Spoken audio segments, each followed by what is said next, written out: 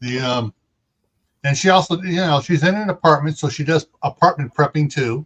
Mm-hmm. And then she has a little balcony, and unfortunately, it's on the north side of her apartment, so it doesn't get good lighting and stuff. But she still grows stuff out there. Yep. It's an important skill to know how to grow in a compact area. Like, it's definitely something that people should, master. It's one of those areas that people don't always give a lot of emphasis on, and I think that it's something that if you can do right, I mean, even with things such as microgreens, you can have the capability as well to mix in like with solar and try and grow with hydroponically. That's always something that people can also invest into. Even if you start with just your own herb garden, it's going to improve them preps no end. Yeah. I got a question for Guardian. There's a fella here, Josh Slocum. He is sponsored by a South African guy and on his channel you can buy, what is that beef jerky that you guys make in South Africa? What do you call that? I was going to say to UK Urban Prep as well, something that you might have heard of already, which is the biltong. It's Biltong. Yeah. Can you tell us about that? Is it store well? Does it store for a long time, etc.? What can you tell us about that? I would love to hear. If Mark, do you have any knowledge on that as well? Have you heard of it? Yeah, sorry, I'm repotting tomato plants as we're talking here, so I just had to come back and unmute. I know about it. I watched a few videos. There is a company, I think it's in South Carolina, that makes it in America. Probably. And the guy, I forget, it was like the Meat Brothers or the Butcher Brothers or something. And I forget which specific cut. They're on YouTube too, but it's one specific cut of beef that they specifically use. It makes it the best, and it's the marinade and all the things they do to it and the way they smoke it and cure it and all that. Yeah, apparently I've never had any. It is a little pricey around here. It's really good. I've never had the urge to make it. I only heard about it about a year ago. But it's basically African beef jerky. It's about the only way I can put it. Yeah, I've only had it in commercial packs that they sell over here, and it's always little tiny bits. It's like lots of little bits and stuff. And I must be honest, I preferred when I went to Texas. I went into a garage and got like a jerky stick. I like something to hold and chew on rather than these little tiny bits. So that is definitely something. I think it's because when it gets exported, it might be the packaging is just most convenient in that way. But the actual, and I'll just spend like 20 seconds quickly and explain it from my lifelong experience with it. Beef jerky as well is really amazing. Beef jerky does the job pretty much if you can't attain like biltong. But biltong, if you look up, if you guys have time after the stream or maybe perhaps tomorrow, if you look up ways on how to make biltong, you get a biltong maker pretty much that just makes sure that keeps all the flies out as well and keeps a good airflow. And then you get a lot of, and as you were saying, marinade is extremely important. So you marinate it correctly, a lot of salt, of course, to dry it out completely. And where you got those smaller pieces of biltong, that's shameful. I'm so sorry that you experienced that. When you're speaking about biltong, you're speaking about really big pieces of game meat as well. So animals, a lot of in South Africa, one of the cultural things is the hunting aspect is very, it's something that as a culture, a lot of people are invested in as well. Just because of historically as well, it's something that as South Africans, we're quite close to our capability to live off the land in a way, right? And for the most part, when it comes to biltong, there's these large deer, if you want to call them that are called kudu, Kudu. And when you have kudu biltong, like if you're familiar with kudu and you have kudu biltong, you'll change your mind completely on beef jerky. I promise you, have kudu biltong once in your life and you'll never look at beef jerky in the same way. Because it's what you're saying there, a really big piece of meat that you can actually hold onto as well. That's extremely protein dense and it's really, really good. And sorry if there's anybody that's vegetarian as well, speaking about this type of topic in this way. I do apologize, but it is something that is quite... it's just culturally here, biltong is a huge thing. Yeah. You don't have to apologize for the vegetarians. We put up with them. It's fine. I'm a vegetarian, actually. I don't eat meat, but I eat fish. Heads up, guys. A lot of this stuff that we've just been talking about, kudu and biltong, is on Amazon. Yeah. So I was just trying to look. I don't know if it's I can't see it in the UK. I don't know if it's certain places only. I don't. And it's very expensive here as well if you get the good stuff. Yeah, I'm gonna. Bob, if you can somehow order yourself kudu biltong, I would love for you specifically to absolutely just make sure it's good quality and it's from a good resource. But if you can get some kudu biltong, I can promise you that you'll come back to me at a later stage and tell me that was an incredible experience. It is quite tough, so make sure that you use, not everybody uses a knife to cut it as well, but you cut it into like smaller slices off of the large piece of kudu biltong, but definitely something that you should try at least once, if you enjoy meat. Have you seen, talking of meat, I won't say much more, sorry, Shadow, I'll finish at this one. Have you seen those Kenyan guys, like it might be 2 or 3 very skinny men with spears, a little knife, and they actually scare off 15 lions off a kill and steal some of that kill. What they do is they have to build up their confidence, and so they're sort of a few hundred yards away watching these lions eating a meal. I'm talking fully grown male lions, lionesses, and cubs, So these 3 guys, tribesmen, they've built up their courage, and then they've said, right, we're going to go and get it. So as they're moving towards the lions then start running away. So if you're ever stuck in a situation where you need some food and there's lions there, just be confident. I'd rather buy it on Amazon. I feel like I'll be confident in my. I feel like telling people to be confident around lions could come back. Guys, God never give us a spirit of fear, but of power, love, and a pure and a sound mind. So I'll buy it on Amazon. I'm not going to the Amazon. Just in case you find yourself there though, and you need meat, you know what to do. You just need to just be confident, all right? Just scream at the lions and don't waver. Yeah, that's it. Scream at them. They'll be like, okay, fine. He wants it more than I do. There's one guy on YouTube. He uses a toilet roll against a lion. He comes out of his car. He crawls towards the lion, and then one of them run away. One of the lions run away, and the other lion was more curious. And as the lion was coming towards the chat, he'd pick up the toilet roll, pretend that he was going to throw it. Bob, do you need a toilet roll? No. Go back to Guardian here. I've got some of the biltong on my wish list for Amazon. I'll buy one sample and then I'll test it. I'll see, because I want to add beef jerky of some kind and some pemmican.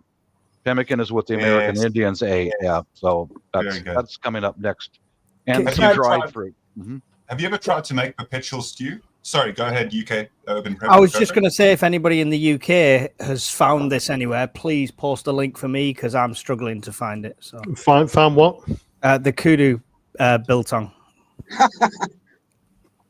Yeah, I'll actually put the name directly in the chat quickly as well, so that you can check. Maybe it's just the naming and the spelling, perhaps. I'll put it in the chat real quick.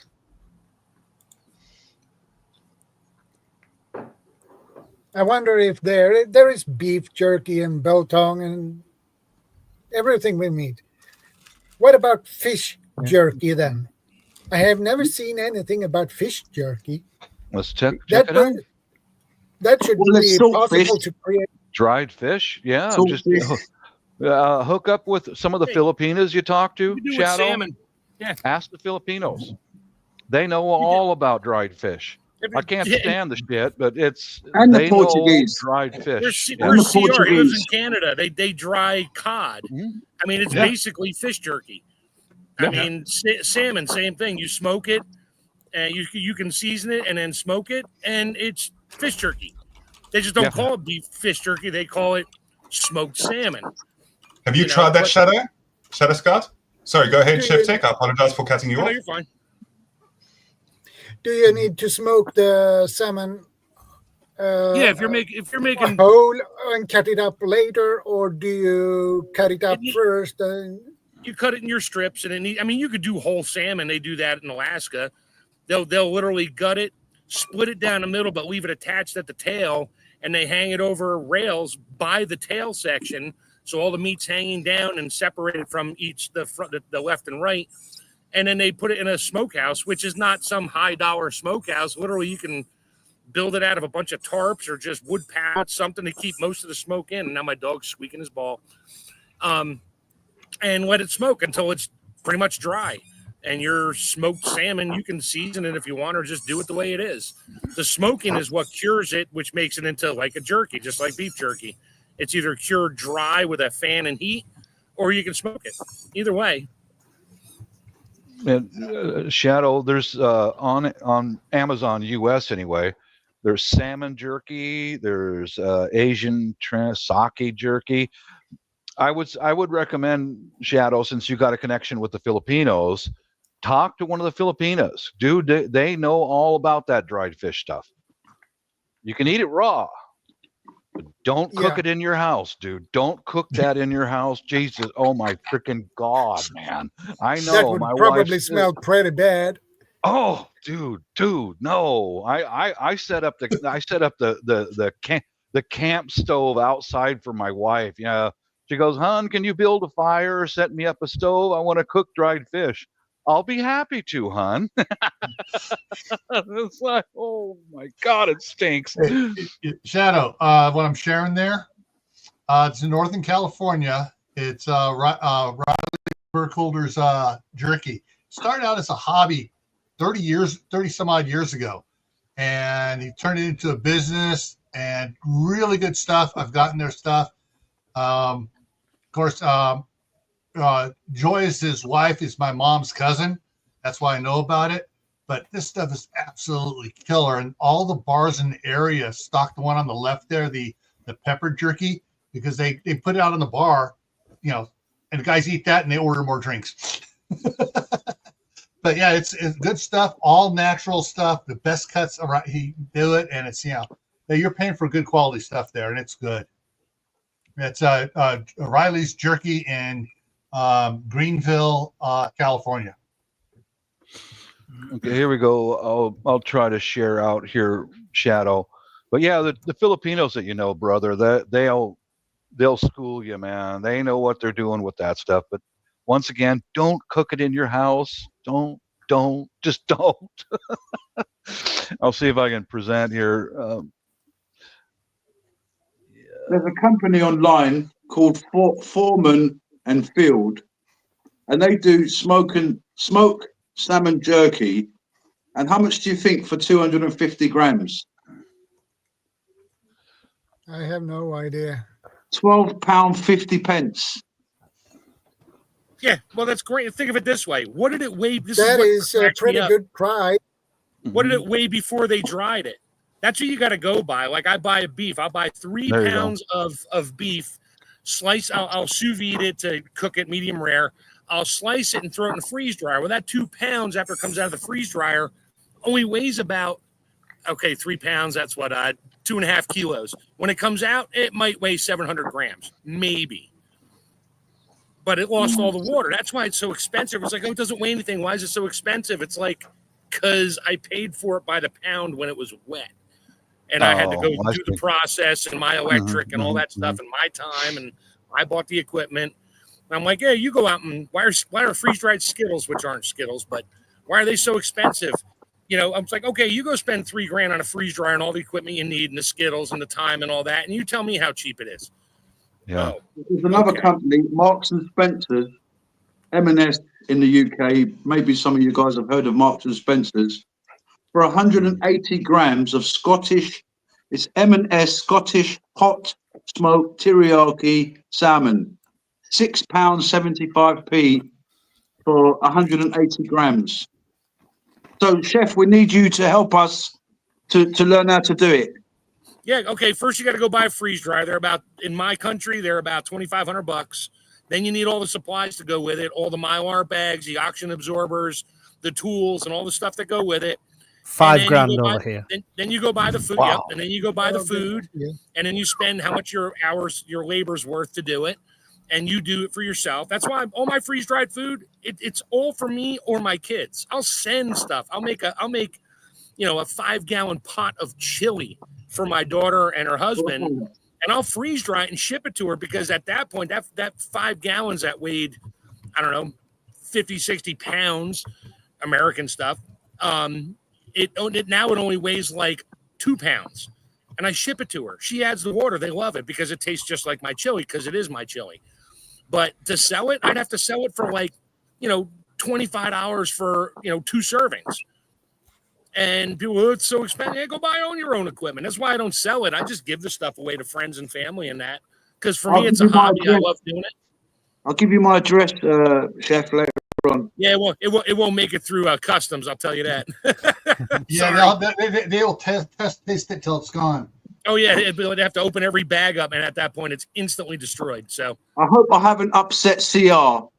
If I have, I'm sorry. Because I said earlier, avoid certain Chinese food. There's a lot of fake food in China, but there's a lot of fake food all around the world. So I shouldn't have said that. Everywhere. There's fake food everywhere. So he's Canadian. Don't worry about it. You can't offend him. I'm sending you a live skunk, Chef. Ni hao ma, ni hao ma, ni hao ma. There is more fake food in an American grocery store than anywhere else put together. That's why we have more diseases and more big pharma in this country. I don't think we've got fake food in Greece, though. Well, I put down on my wish list some of that dried tuna. Thanks for bringing up that topic, Shadow, because I can have dried meat, biltong, beef jerky, but the wife's Asian. She would light up like a Christmas tree if we're hiding out somewhere and I take out some dried fish. Here you go, baby. Oh man, that would make her day. I freeze dried raw 8 ounce, well, whatever pounds they are in metric. But they're 8 ounce flounder fillets, whole fillets raw. I freeze dried them. I put them in a pouch, and they're good for 20 years or so. And then I take them out to the cabin. I just throw cold water in there, let them soak for 20 minutes, and throw them in a pan. And I got fresh flounder, or as fresh as it's going to be. But I got raw flounder that I'm cooking now. It's just it's so cool. I mean, so many things I do with this thing. Every time I think about something, I'm like, oh, let me try that. And I freeze dry something else. I did freeze dried raw pork chops, boneless. Trimmed them out real well, put them in a freeze dryer. They're in pouches. The rest of them went in the freezer. So if my wife, she goes up to the beach in a month, she takes a whole box of nothing but freeze-dried food, freeze-dried raw eggs, freeze-dried cooked sausage, turkey sausage. All the stuff I do, she takes it up there. It's great because she doesn't have to go to the store. She just throws water on it, lets it rehydrate, and either cooks it or just eats it the way it is. All my fruits and stuff, she loves that. And it doesn't weigh anything, and it's our food, and she knows it.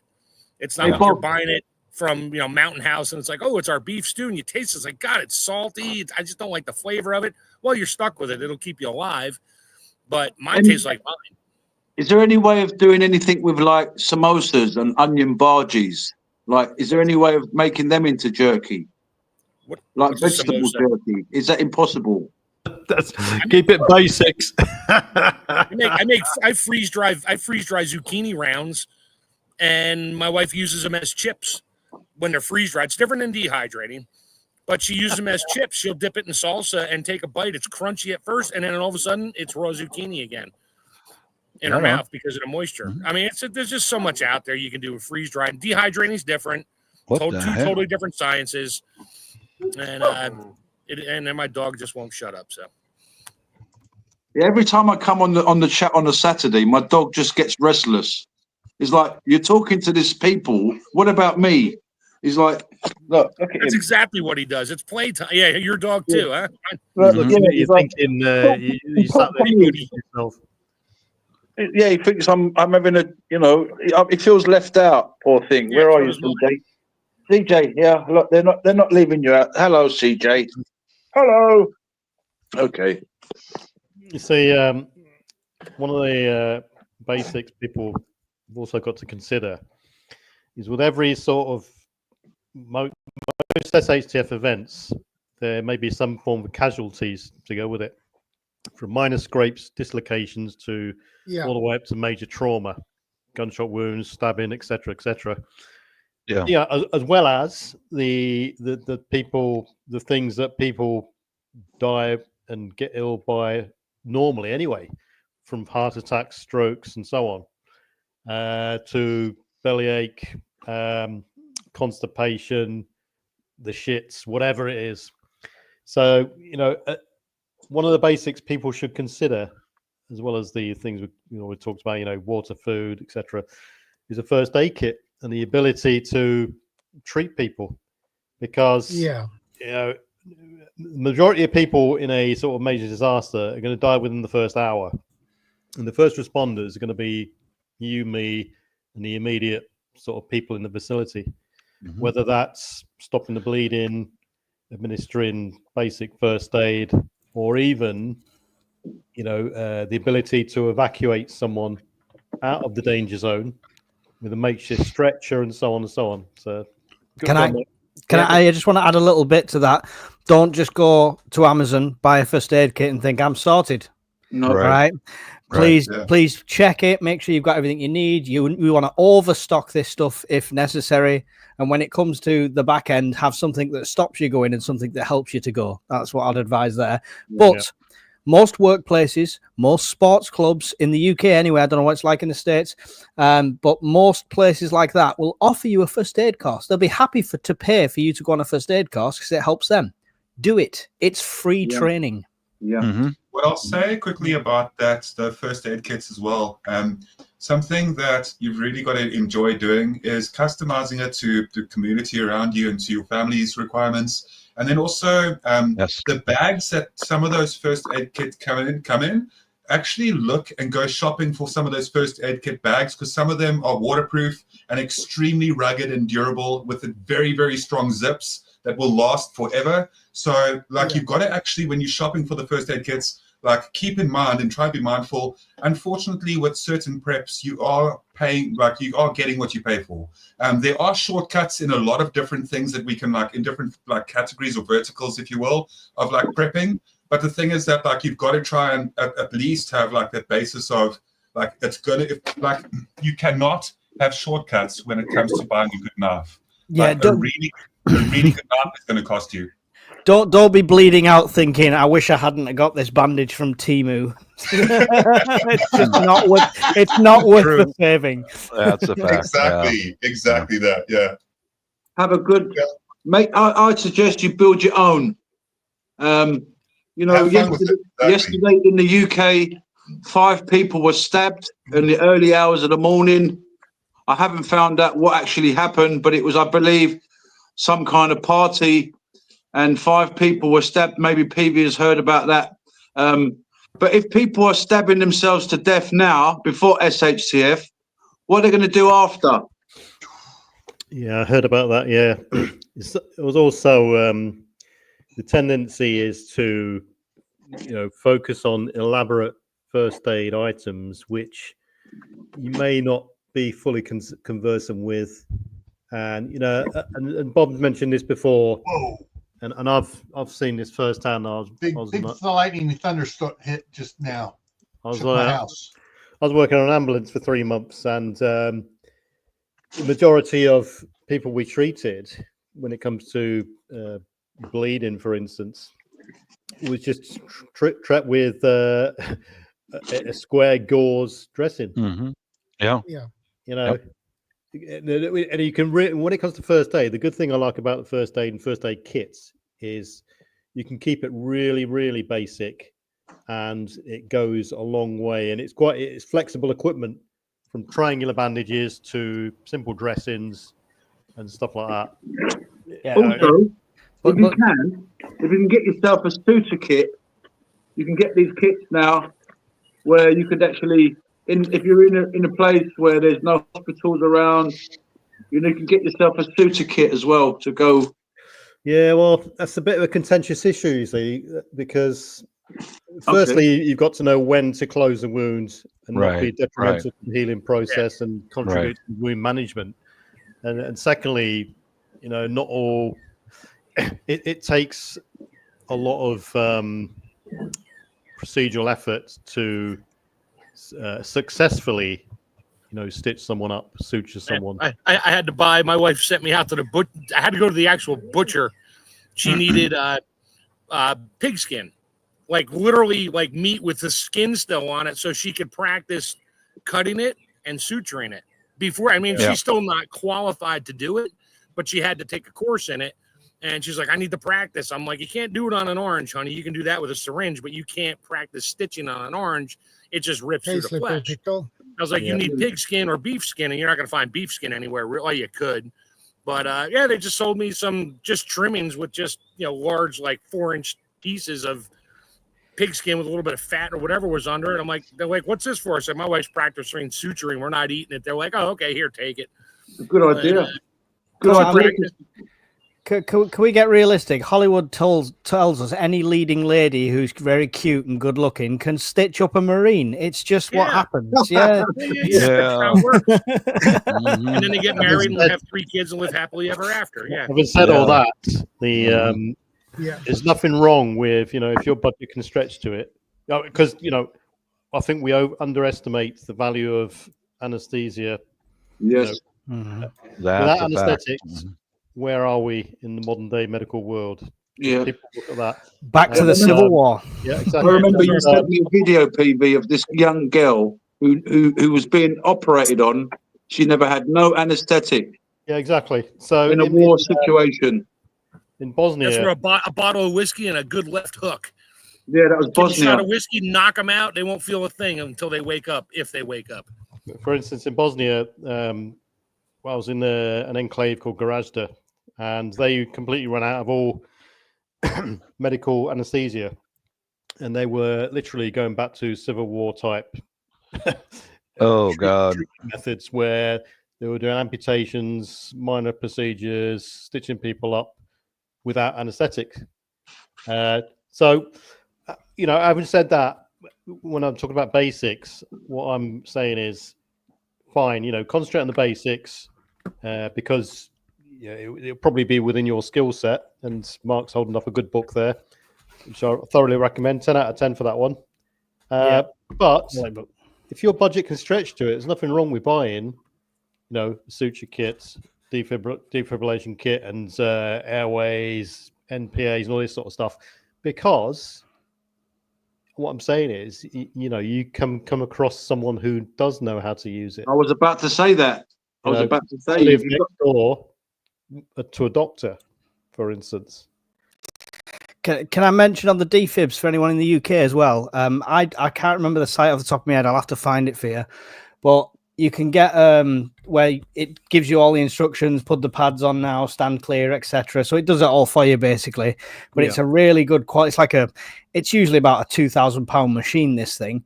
You can rent them now for companies for a monthly, and they put it into your house. You pay them like £13 a month or something, and it lives in your house. Oh, right. Which, I mean, that bill won't have to be paid after SHTF, but up until that point, if especially if you've got somebody who's prone, or my family's got a history of heart attacks. I had a heart attack at 23. So if you've got something like that in the house, it's worth having. Yeah, vulnerable. How comes a young man like you had a heart attack? The phone bill of the wife made a phone bill or something. Was it dodgy? The doctor said it was a warning. It was like a very mild thing, but it was a Christmas tree did it. That's it was a terrible job, a megalomaniac boss, a stressful managing a football team, and an ex that was an absolute nightmare. And it topped off by, you still haven't even got a Christmas tree. I thought, right, walked to buy a Christmas tree, 6-foot real tree, put it on my back, walked back, put it down, keeled over. Oh my gosh! Alrighty. So left my job, stopped doing the football, relaxed. 2 years later, given the all clear, I was doing the MMA stuff after that and kept my fitness up. Cheers. That's awesome. So, yeah, but respect that you gave Urban Prepper. Well done on that, bro. Sorry, Guardian. No, I was just saying, you Urban Prepper definitely for recovering like that as well and getting back into it. I really respect and salute you for that, man. Like, I know it's tough as well. So good job. Really. Cheers. No, I've seen a few sexy Japanese women who give me a heart attack, but that's just me. You mean Icy Fit? That one. Oh, la mi babae. For anyone in the chat, this is not a survival necessity. Just if you're off topic a bit. It is for me. For people listening out there, it's a good idea if you want to sort of brush up on your first aid. There are plenty of first aid courses out there. There's good books. There's stuff online, learning about how to, learning about first aid. I did a St. John's ambulance course several years back. I was a non-blue ambulance driver at St. Mary's Hospital. So I learned a little bit about first aid. But it's a good idea as well. In the meantime, some people got hobbies, and change your hobbies. Maybe do some first aid.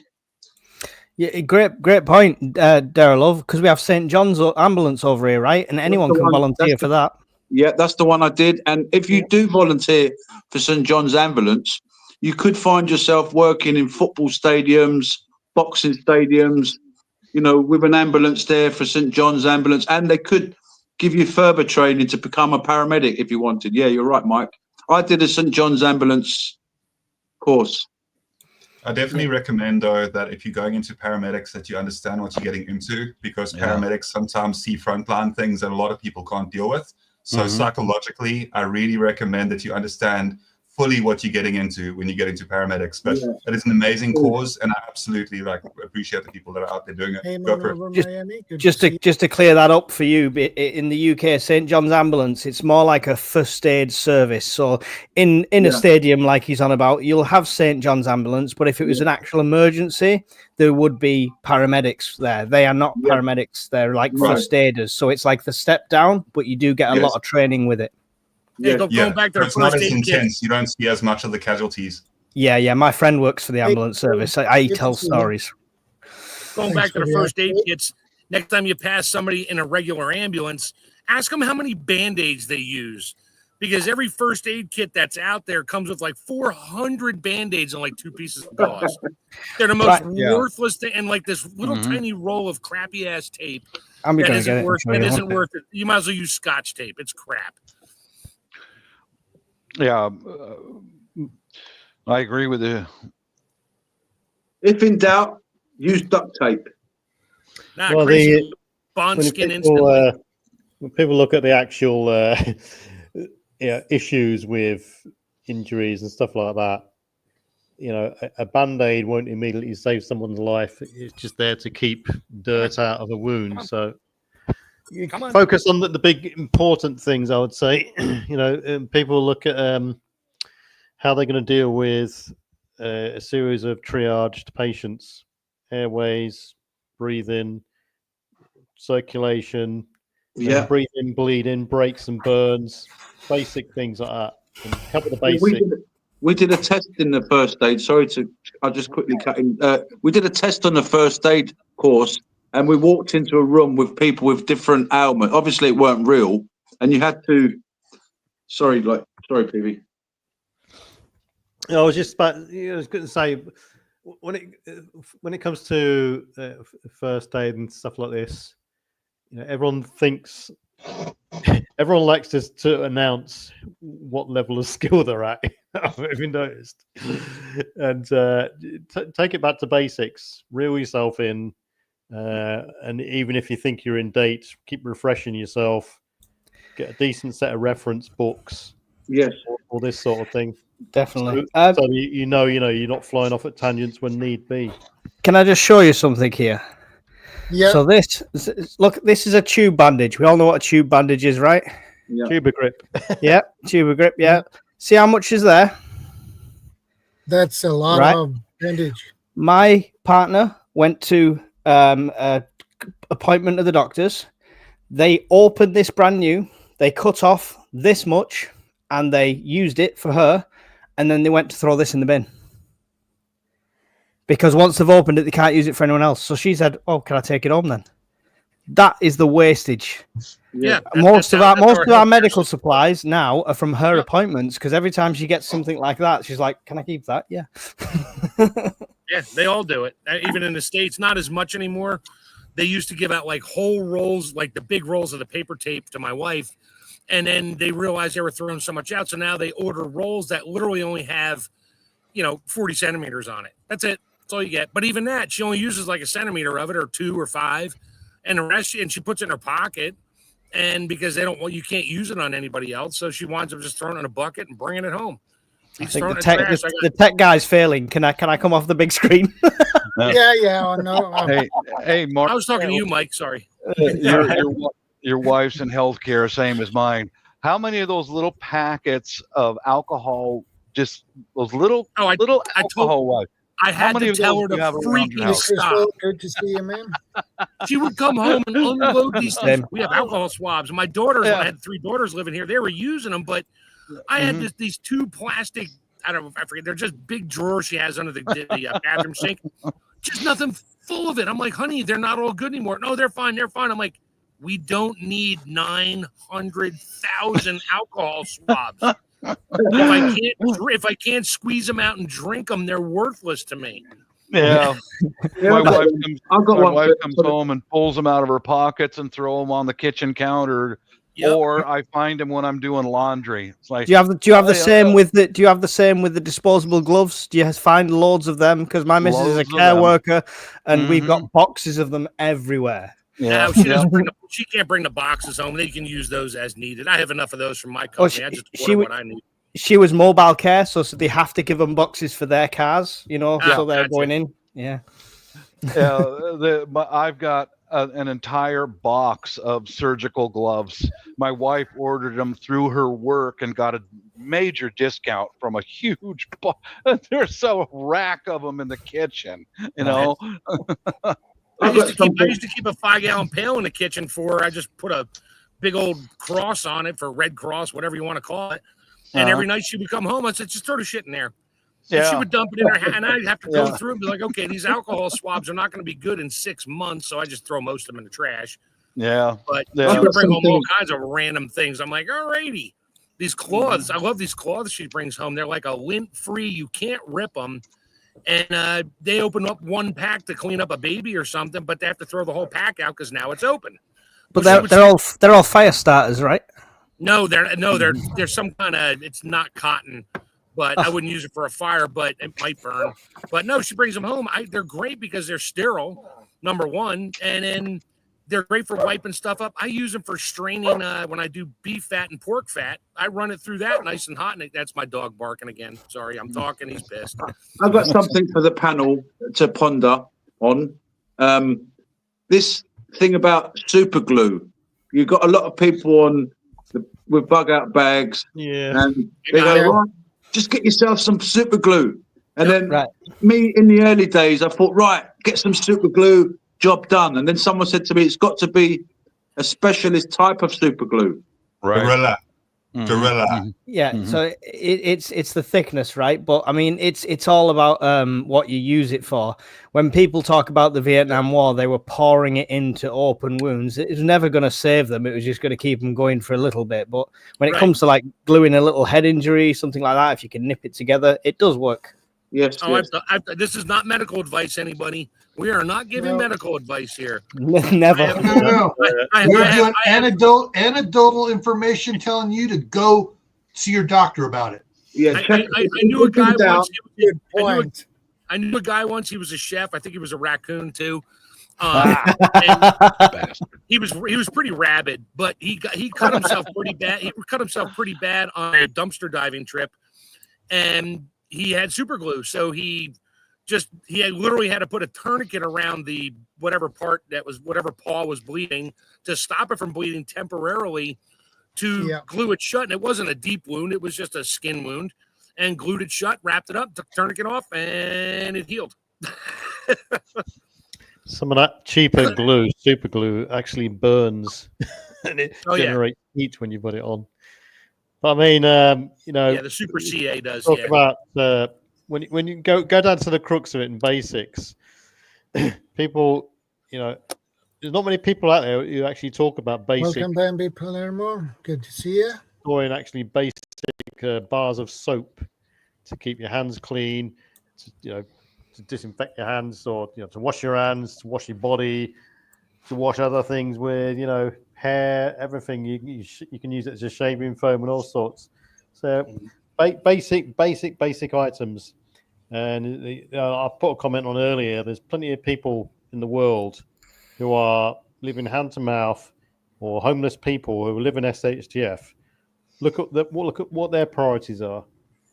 Yeah. You know, forget all this elaborate kit here and there, etc. Going back to the absolute crux of things, because things will break, things will run out of power. You probably are going to be playing catch up all the time to recharge batteries and stuff like that. But when it comes to the crux of things, you'll always need your food, your water, your warmth, your security. And Get out into the park, learn about trees, learn about wilderness survival, how to get water, how to purify the water, what plants are edible, what plants are poisonous. I did a video recently about, getting into the park, being fit, blah, blah. Hey, Dave Knight, And, good to see you. PV gave a good idea, gave a comment saying, why not learn 5 trees a year? You might say, well, why only 5? Well, just concentrate on the 5 so that you can learn every aspect about that tree.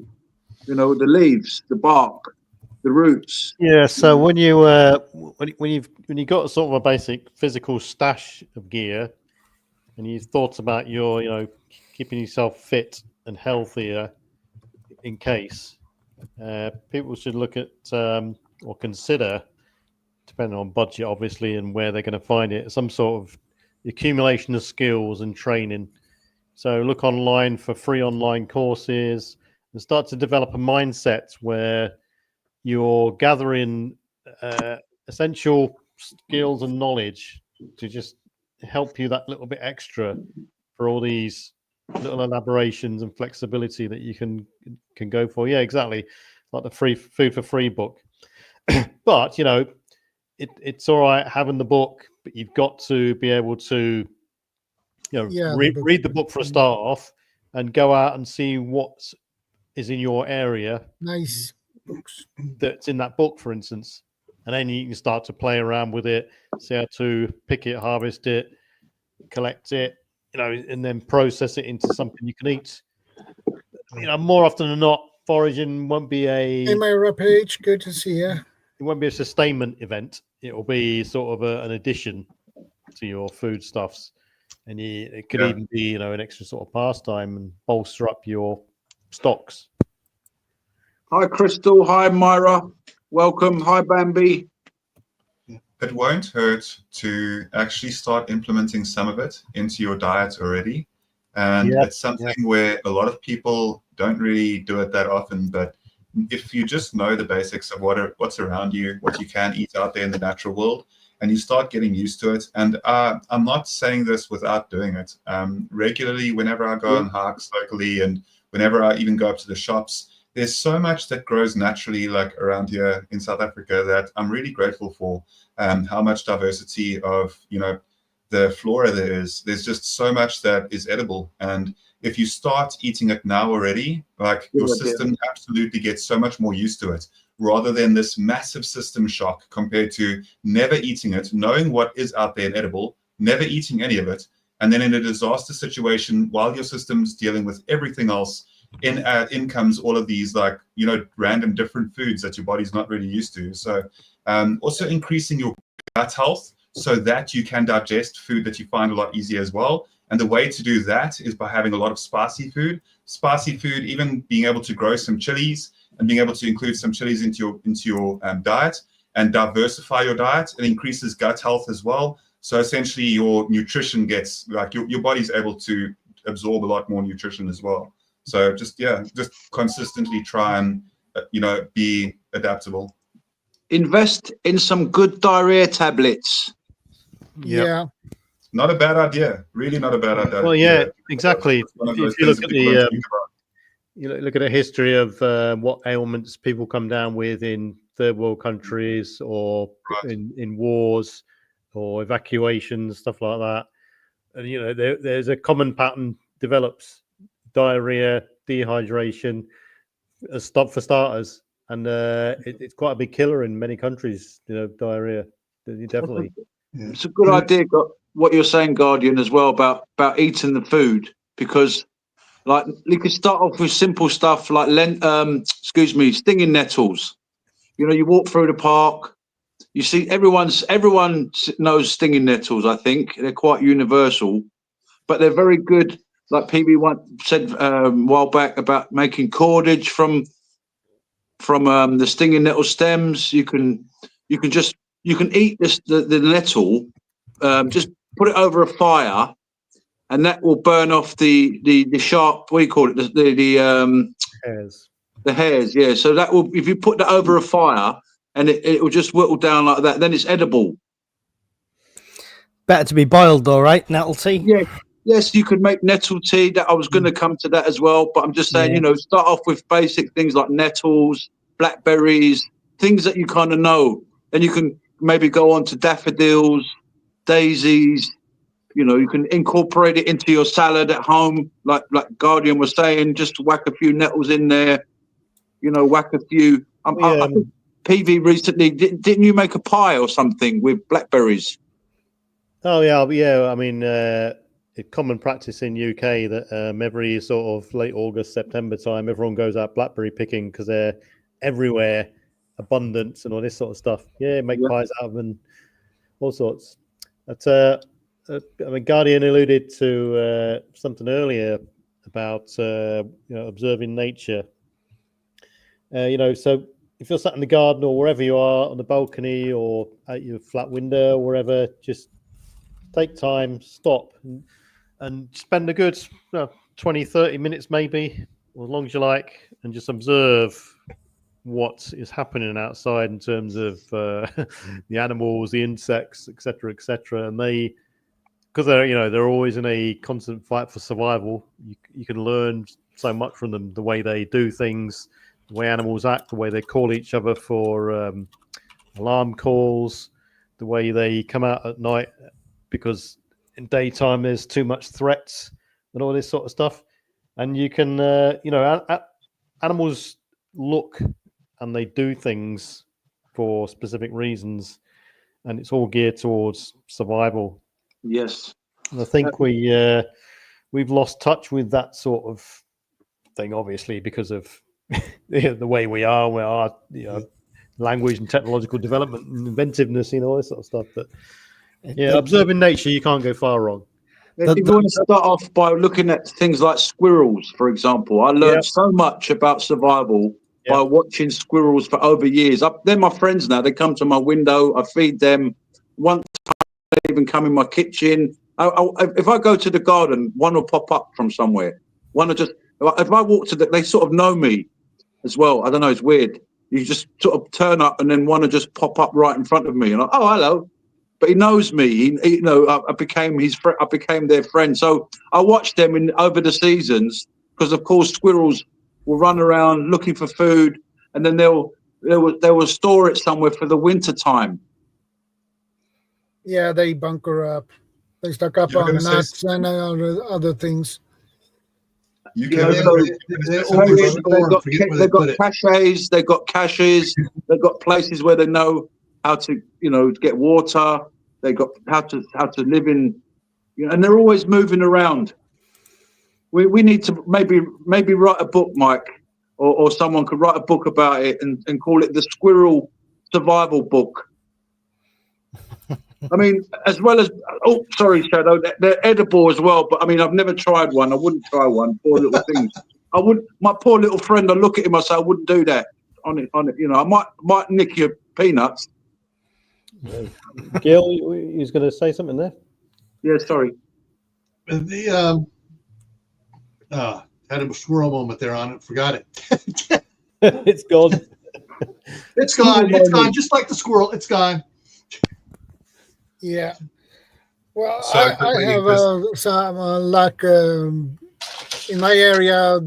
I can find stinging nettles, but you have to pick them when they are young, not when they are. The tops. Yeah. Yeah. The tops. So I can get them on certain places. So. Can you freeze dry nettles, Mike, Chef? Probably if it's a vegetable, nettles. Yeah, I mean, I freeze dry. When I freeze dry vegetables, I have freeze dried raw vegetables. That generally works, but when you rehydrate them, weird things can happen. So I'll generally blanch them. Like all my vegetables. What's that? I was going to say, how about a book called Jill? Giving Jill ideas about books. How about the? Gosh, it's gone. It's left me. A squirrel's gone. I've had a Jill moment. Sorry, I had a Jill moment.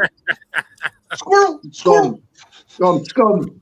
Hey, what's the fastest cake? What's the fastest cake in the world? The Ethiopian. Scone. It's gone. It's gone. It's gone. Scone. Yeah.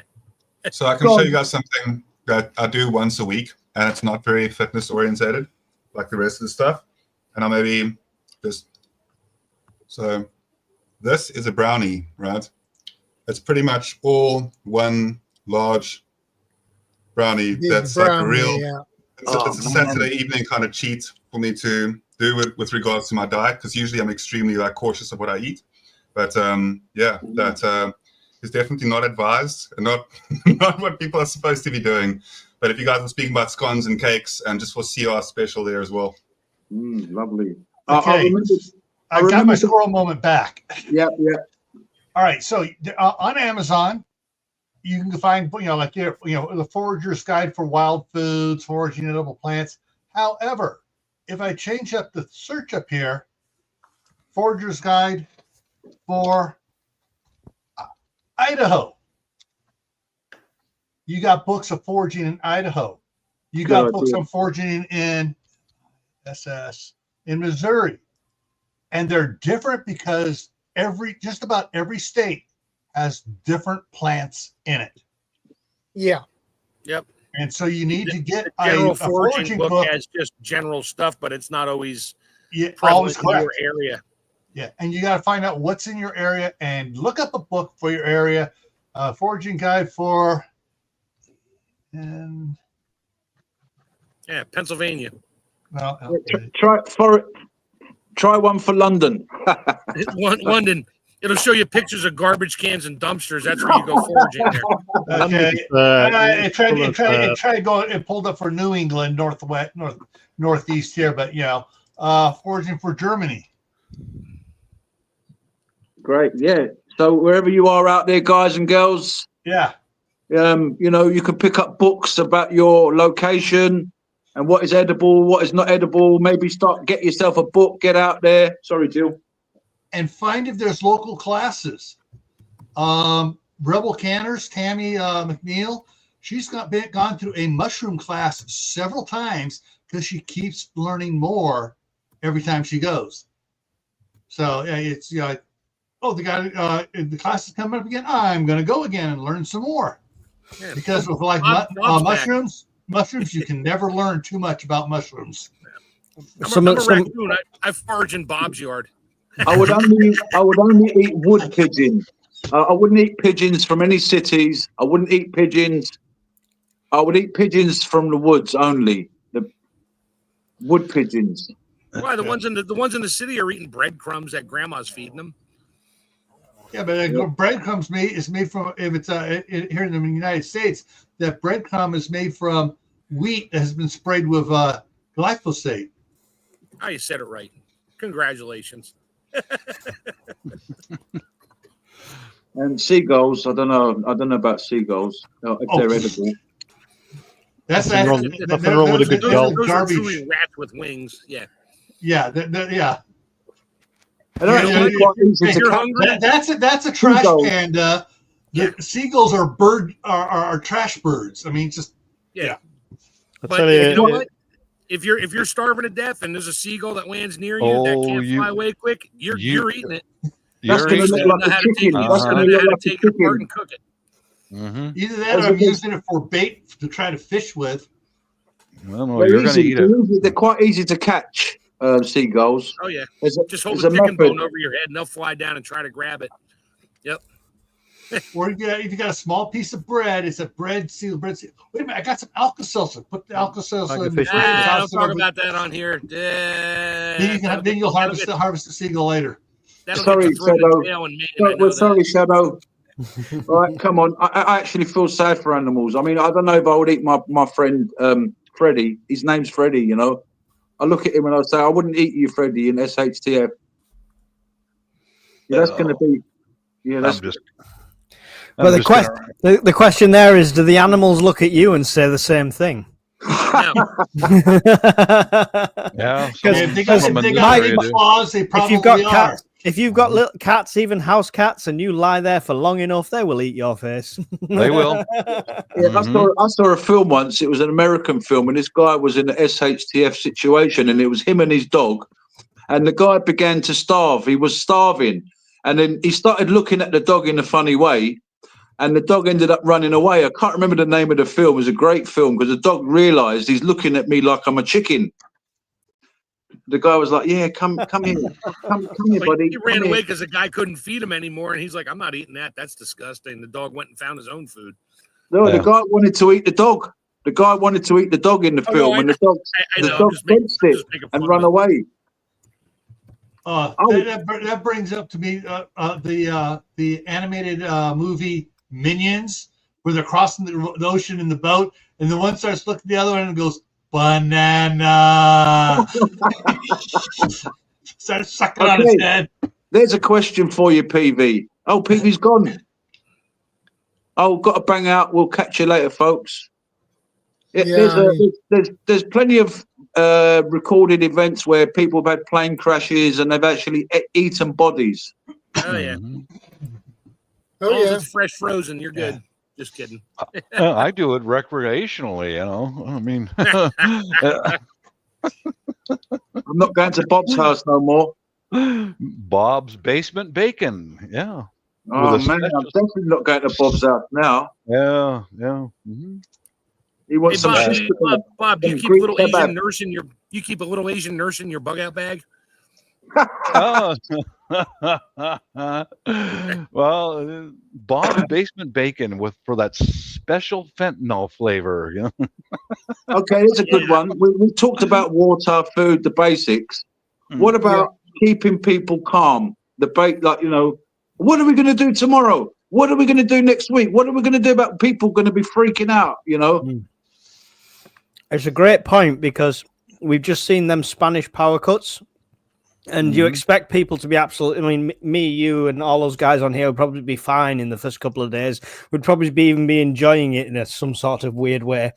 But people were freaking out straight away, like within hours, not within days, within hours. People were going nuts. No internet, no cell phone. Die.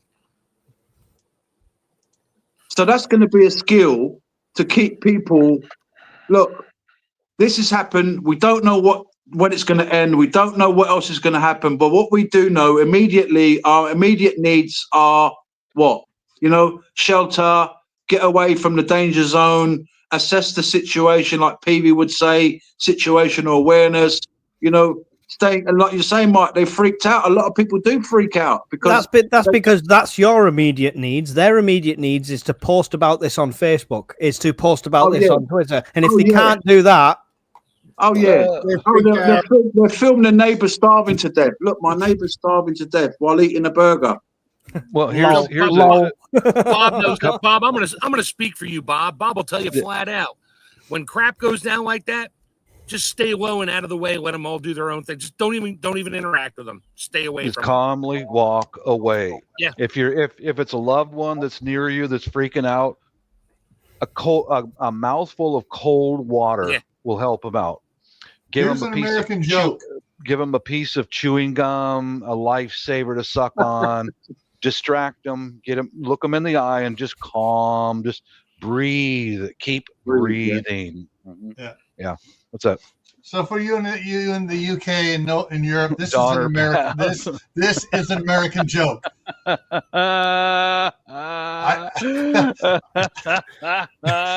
gets it. Chef Tech gets it. This is an American joke. The sign on the restaurant says, "Our secret ingredient is our people." Oh my God! I once heard this Jewish guy. He was talking about McDonald's. And he says, "Yeah, we put baby meat there." The Donner Pass 100-something years ago when they're the first early pioneers on wagon trains. They got up in the mountains, they got stranded in winter, and they starved. And they ate each other. Yeah. Uh-huh. Donner Pass. Yeah, it was that football team who crashed.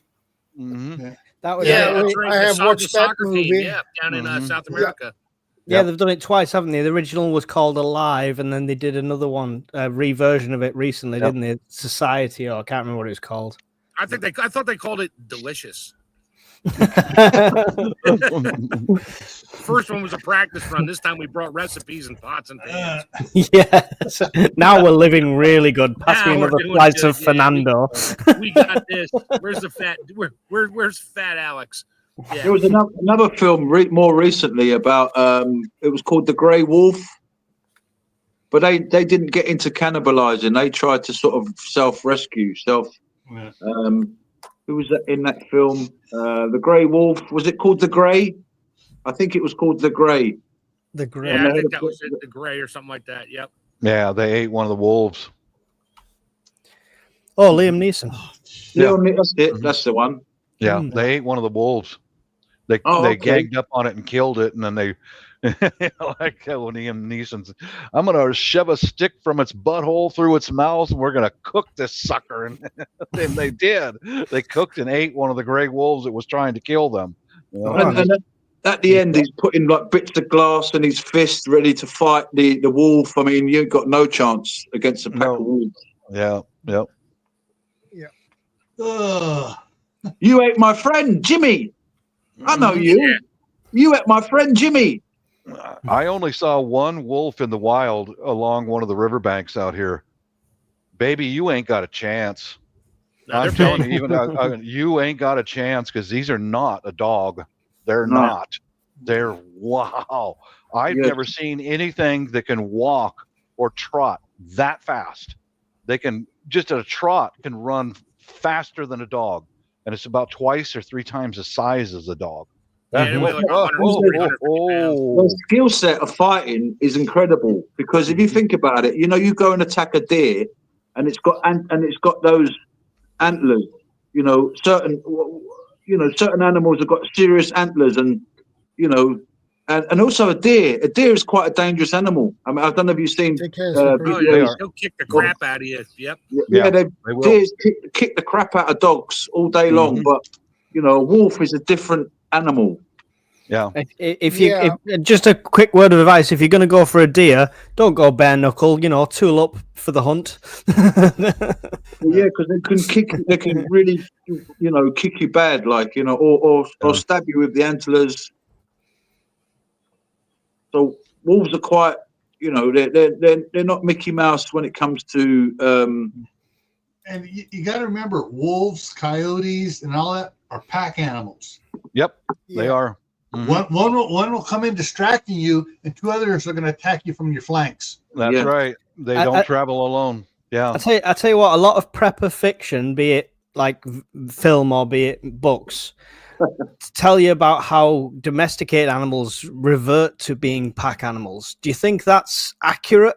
And yes, how long do you think that takes? Yeah, it is. It is. Well, it depends if they're young. If they're young. I ran into an incident when I was growing up.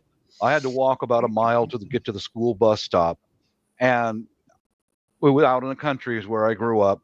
People would drop their dogs and cats off. Oh, it's okay, Marvin. And they throw them out of their head. Well, there was a pack of them, and they started packing up. They were just domestic dogs, and they were killing calves and any chickens, anything. And then one day when I was walking home, they came out of a horse pasture, and they surrounded me because I was all by myself. I was just a kid. I was swinging my books and kicking at them, and I knew better. Don't run, but I stood my ground, and I got lucky because somebody came up in a car, and he saw what was happening, and he honked the horn and shoved them out of the way, gave me a chance to get out of there. But not long after that, county sheriff with some of the men in my neighborhood got their rifles, and they went out and they killed them because you're not. No, dude. They reverted back to savage. Yeah. I know. Oh, But it's still sad because dude, they went after me. They were going to kill me and eat me. They've gone over that line, you know. Yeah. Bye, you know. The other thing you asked about how quick it can happen. It can happen fairly quick. It can even happen that quickly with people. Just look at a riot. They get together, they act stupid. They're instantly stupid. Yeah. Oh yeah. It's not. You don't have to worry about the zombie apocalypse. You got to worry about the crowd apocalypse. Yeah, we've got pack animals here, and they're usually youths. Yeah, because you can see one will start picking on somebody, and then that one getting picked on starts to run away. 40 of them join the chase. It's like, we got him now, and it's just a gang running after some poor kid or whatever. And yeah, we've all seen those videos, and it's a sick, sad world. I've been in some pretty close calls overseas and here in the States, mostly overseas. Whatever you do, don't run. If there's gunfire, if there's craziness going on, don't run. Don't do it. Two massive dogs. Run. I was walking in the mountains with my one of my ex-girlfriends back in the day, and on Argentina, South America, and we were doing some rambling in the mountains, and out of nowhere, this really big Doberman and German Shepherd just came out of nowhere, just went they went towards my girlfriend, and I straight away I put her behind me, and I put myself between the dogs and my girlfriend, and straight away you can't be like, you have to go wild mode. I went into wild mode, like swinging, picking up sticks and because that's the, you know. Oh, by the way, you guys have got to develop your wilderness, your growls. Oh, that's a joke, by the way. But stay calm, like you're saying, Bob. Stay calm. A lot of people are going to go nuts. You know, staying calm. Like you know, people are going to be in a frenzy. You see them with looting. All of a sudden, one starts doing it, two start doing it. Next minute, 15 are looting. Cars are stopping. Oh, they're looting in that shop. Let's get out of our car and we'll loot. And all of a sudden, it's like a domino effect. Yeah. Luckily, in the first few days, they'll all be going for big tellies at the electronic stores, though, so we won't bother us. One scene. Oh, you talking about TVs? One scene I saw in Hurricane Katrina. There was this guy wading through the water. The water's up to his chest, and he's carrying a massive TV above his head. I'm thinking, where are you going with that TV? You know, good question. That was the hurricane in Louisiana a bunch of years back. Yeah. There's no electricity, nothing, but let's steal TVs. Okay. Yeah, and the Rodney King riots are not Rodney King, but the last riots in 2020 here in Seattle area. After George it was Floyd. over, after it was over, wife and I drove down in the old part of Tacoma where all the riots were at. These people lost all their humanity because it was it's called Pacific Avenue. It runs right downtown, the old part of Tacoma. They turned into savages. They ruined every small business down there. I saw that on the video footage. I saw that. Yeah, I saw a lot of that. Yep. There was guys standing on this kind of motorway bridge, filming down, saying, "Look what the people are doing down there." It's going crazy, and avoid the crowds. If we can say anything to people, if you do see crowds building up, to go and just get away, just move away. Yeah, just kind of walk backwards, slowly turn, and just to get out of sight, then run. Once you're out of sight, they can't see you. Can't see them. Run. Run, you can do that. There was a girl in this country during some London riots, and this girl, because everybody was in a frenzy, she got involved in the frenzy, and she put her hand through a window that had been smashed, and she grabbed a donut. Okay, so what happened to her? She got 6 months in prison. I hope it was worth it. Better be one hell of a donut. And the woman, turns out she had a Porsche, she had a really good job. And they said to her, "Why did you do that? You got a really good job." And she said, "I just got caught up in the frenzy, you know, and there's a jam donut, you know. Oh, there's some food there, you know, I'll grab it. It's free, I'm a bit hungry." So don't get tempted, guys. If you see a shop window smashed open and there's a £6,000 TV there, camera there, don't be tempted.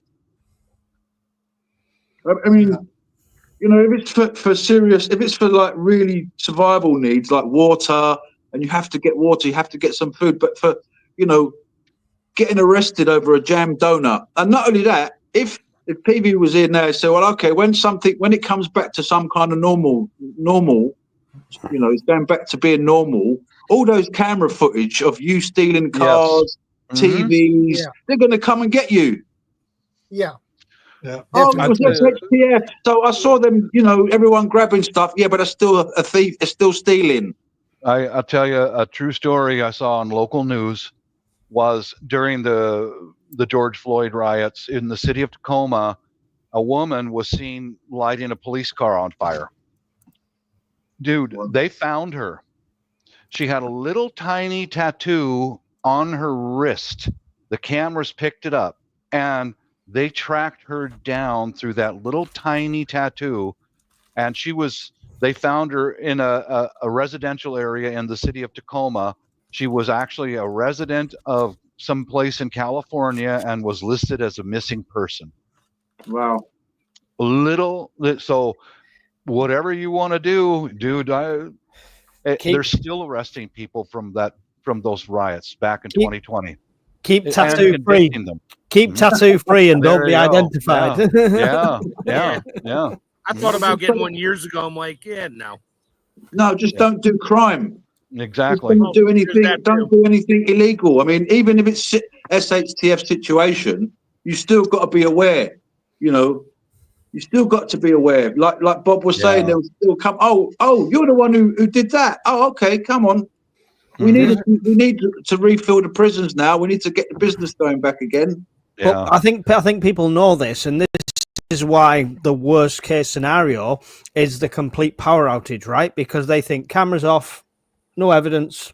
So even the people that were on the edge who wouldn't do it just through riots, when there's no power whatsoever, no chance of cameras, then lots more are going to be doing it. Well, there's people here, I'm sure they've got lists. Don't forget about they these. want to go and steal. Yeah, people. That's how she got caught. Somebody was in the sidelines taking pictures, and that's how she got caught, by some private individual with a camera taking pictures. Busted. Yeah. I'm glad you brought that up as well. Don't be tempted to start filming people fighting, whatever, because they might come after you. Yeah, they don't want to be and seen.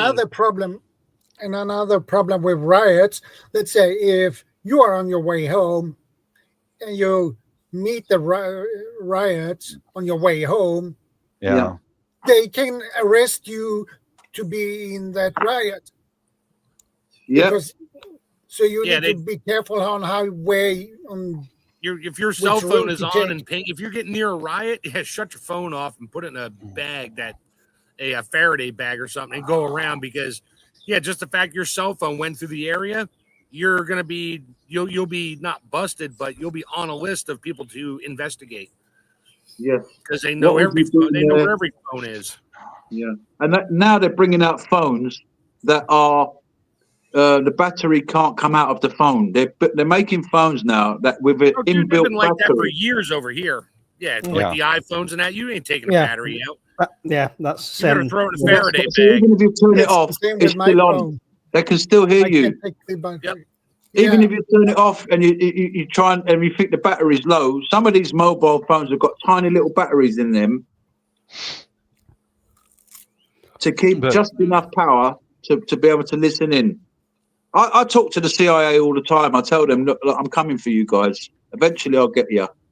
And MI6, CIA, M9, whatever the German one's called, Gestapo, they all work for the same people. There ain't no different separate countries. That's a lie. Since the problem is, like 5-6 years ago, everyone might have thought, "Oh, you're a bit of a conspiracy crazy there, sort of the real." You know, that's no one's listening.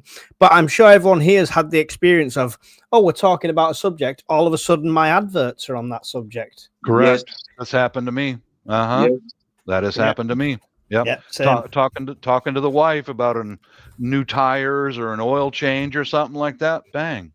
Hey, wait a minute. What the hell is this? You go onto your internet channel. Next minute, there's an advert on what you was thinking about. Even what you're talking about.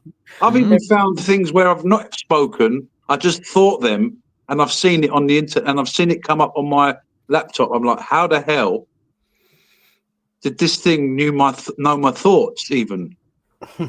But let me go back to that topic of the young lady who was caught burning a Tacoma police squad car during the riots. They caught her with that tattoo, and she was from the state of California, listed as a missing person. These radicals are deep ingrained. They are very well organized, and don't underestimate them. These people are ruthless. They know what they're doing, and their leadership have toppled governments across the globe. They know what they're doing. Don't underestimate them for a moment. So if you see a group of people and you get that gut feeling, man, turn around and get out of there. Drop whatever you're doing and get out of there. I'm not scared of none of them. I'm not scared of none of these people. That's what they're doing to the planet. What they're doing to everybody now is fear, and everyone's going along with it out of fear. Fear. Well, God has not given us the spirit of fear. You know, if you feel fear, that's from the devil. Why should I fear my government? Why should I fear the CIA? Why should I fear MI6? Are they evil? I fear the incompetence of our government. Does that count? I agree. Yeah, but they're paid to be incompetent. If someone said to you, Mike, I want you to come and do a job for me for 2 or 3 years, and by the end of that job, or maybe halfway through that job, people are going to hate you. They're going to wish you were dead. You know, but don't forget, but at the end of your career, you're going to get police protection. You're going to be a multi-millionaire. I mean, how much is Obama worth now? When he came into president, he was worth 1 point something million. Now he's worth over 70 million. Oh yeah, the public speaking gigs they get alone after a presidency. Yeah, 50 grand an hour. Oh yeah, big time. Tony Blair's wife was getting 50 grand an hour. Mm-hmm. And then all of a sudden, you got the Clinton Foundation. You got the Tony Blair. You got the Tony Blair Institution. You think, well, how comes these guys have got these massive companies, and then they're working for multi-million-pound globalist companies? I mean, these people need to be brought down a peg or two. Us people need to bring the government back into it's like a horse, and you've let go of the reins of government, and they're bolted. And they're doing what they want now. Lockdown, don't speak to each other, stand 6 feet apart. It's nonsense. And we take it. And instead of the people saying no, I mean, what was the whole point of going to America? The Constitution, protested against Rome. Where is that? Take it easy, dude. Take it easy. Take it easy. We don't just simply sit there and take all this. We prepare for it. That's what we're doing right now. All of us sharing ideas, stuff to get together, how to conduct yourself. We don't just simply take it. Thanks, Bob. I don't agree. I don't agree with that. That's what's happening, and we're so divided. And then we've got these different types of communities, which I don't even want to mention. I don't want to get anyone in trouble. But then they divide communities so much that no one knows what's going on anymore. Who knows? And then you get a few people saying, well, this is going on. And as Mike said, they'll go, yeah, conspiracy theories. Conspiracy theories. But who brought up the word conspiracy theory? That's a good one. Wasn't it the CIA? Yeah, it was the CIA. Right after the Kennedy assassination, they came up with conspiracy theorists to stop people from thinking something else happened other than what they were telling us in the books and in the historical references. Yeah. So that's where conspiracy theorists came from. How I live and what keeps me calm. There's only so much I can control, and that's what's inside of my 4 walls and what's on my little piece of property. That's it. The rest of it, be aware of it and know that there's nothing I can do about it, and just focus on what I can do. That's it. It's all about spheres of influence, right? Correct. Well said, Mike. Thank you. All these organizations like CIA, MI6, they all work for the same elites. It's all under the pyramid of power. They all work for the communism, socialism. It's all this stuff is all tactics to divide people. And I had a theory. I don't know if you guys, what you might think of this. And you know the film Lord of the Rings? For years I was pondering, what is it all about? Is it gold? Whoever's got the most gold has got the power. Is it money? And then, but most recently I came up with this theory. I don't know what you guys are going to think. Maybe you might add on. I think the Lord of the Rings is the Lord of the Rings of peoples. So whoever's got the control of the mob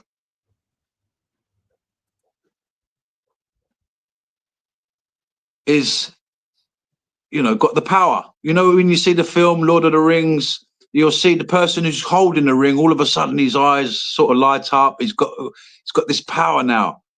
I'm thinking it's whoever controls the people, the rings of people, has got the power. And that's what's happening around the world. Mob mentality, consumerism. They're the biggest firm in the planet, I think. Consumers. You go shopping with money, everyone's smiling at you. Go shopping without no money and you see how much they'll smile at you. They're not smiling, but they're watching you because they know you got no money. They want to make sure you don't steal from them. You see, but when you got money and you're shopping, everyone's your friend. Like, yeah, you're part of us. The club. You're going to McDonald's. Yeah, you're going to go to Steak Burger Shop or whatever. Dude, I would watch you too. A freaking raccoon with a chef's hat goes walking in my business. Eyes are going to be on you. Oh, dude, everybody watches me when I walk in. They're like, wow, a raccoon chef. That's cool. What can you do, buddy? I'm like, hold on a second. Let me go rooting through your garden while you're not looking and steal your earwig. Chef, by the way, I had a long-term welding project. I'm done. I made a bed frame trebuchet for you so I can trebuchet or catapult your ass to the drunk neighbor lady's backyard. Yeah, you come in my backyard again, you're going to go over there, you're going to land right in her drunken lap. Enjoy it, dude. Because if her cat's missing, she'll think I'm her cat. That's not fair. I don't like you anymore, Bob. Chef, when you walk in, do they not say, "Oh, Rocket from Guardians of the Galaxy really let himself go"? Yeah. He decided to pick up a real career and start cooking instead of just blasting shit. They just don't know what I'm cooking. See, I think fear is going to become a big issue, like Mike said, and about in Spain, people are panicking. I think fear is going to become a massive issue. And, what are we going to do now? Where are we going to find water? Where are we going to find food? How are we going to stay warm? And the fear that people are going to have. And so for me, that's why I don't get scared easily. What are they going to do? Carolina they know our every move. We can't hide from them. But you know something, Carolina? We also know their every move. They can't hide from us. Fear has a purpose. It can be put to good use. Yeah, fear tells you when you should hide, run, stuff like that. Fight or flight. Yeah, there's definitely a purpose for it, but I understand what you're saying in general as a mass on whole, like the population wise sort of thing. I get what you're saying, but like Bob says, it's spheres of influence, and this whole title is focusing on what truly matters. And I get that we're trying to list water and the key preps, but what truly matters to you is what's in your sphere, is your family, is yourself, is your health. Mm-hmm. Yeah, that's what truly matters, and that's what it should all be centered around. Yeah. As I was talking to Shadow beforehand, not knowing where PD wanted to go with it, I was saying, what really matters is family. So you prepare your family, you get the food for the family, the training for the family. Yeah. You do your family, your immediate family, and then like Bob, you have your expanded family over in the Philippines. Mm-hmm. Family you build your family. Yeah, I agree with that. So you guys, I posted a few days ago of those little motion detector lights, the solar lights. Oh yeah, I've got 4 more of those coming sometime today. In fact, I'm going to take those with me when I go overseas next time and put them in my suitcase and give those to my family. Where exactly are those things in your yard? I'm asking for a friend. You're asking for another raccoon, huh? I got cousins. Yeah. Mhm. And which one of them has the automatic pew pew mounted to it? That yeah. No, I ain't gonna shoot nobody. I'm gonna put you in a freaking big ass slingshot and throw you over to the drunk lady next door. There you go. That's worse than death, Chef, and that's what's coming your way. Hey, Mark, did you Yeah, see what the Watchman said about you? Which one? I was. Let me scroll back here. It was Rocket Ramsey. yeah. Yes, I saw that. I'm like, yeah. Get out of my dumpster. What do you think? I eat in a restaurant? Oh, did you get that? Did you get that CR? I did fire you today. The first chance I've had in weeks now. So Yeah. you're fired. Yeah, I'm glad I That got feels it. good for you, Bob, right? It does. It does. It makes me feel powerful.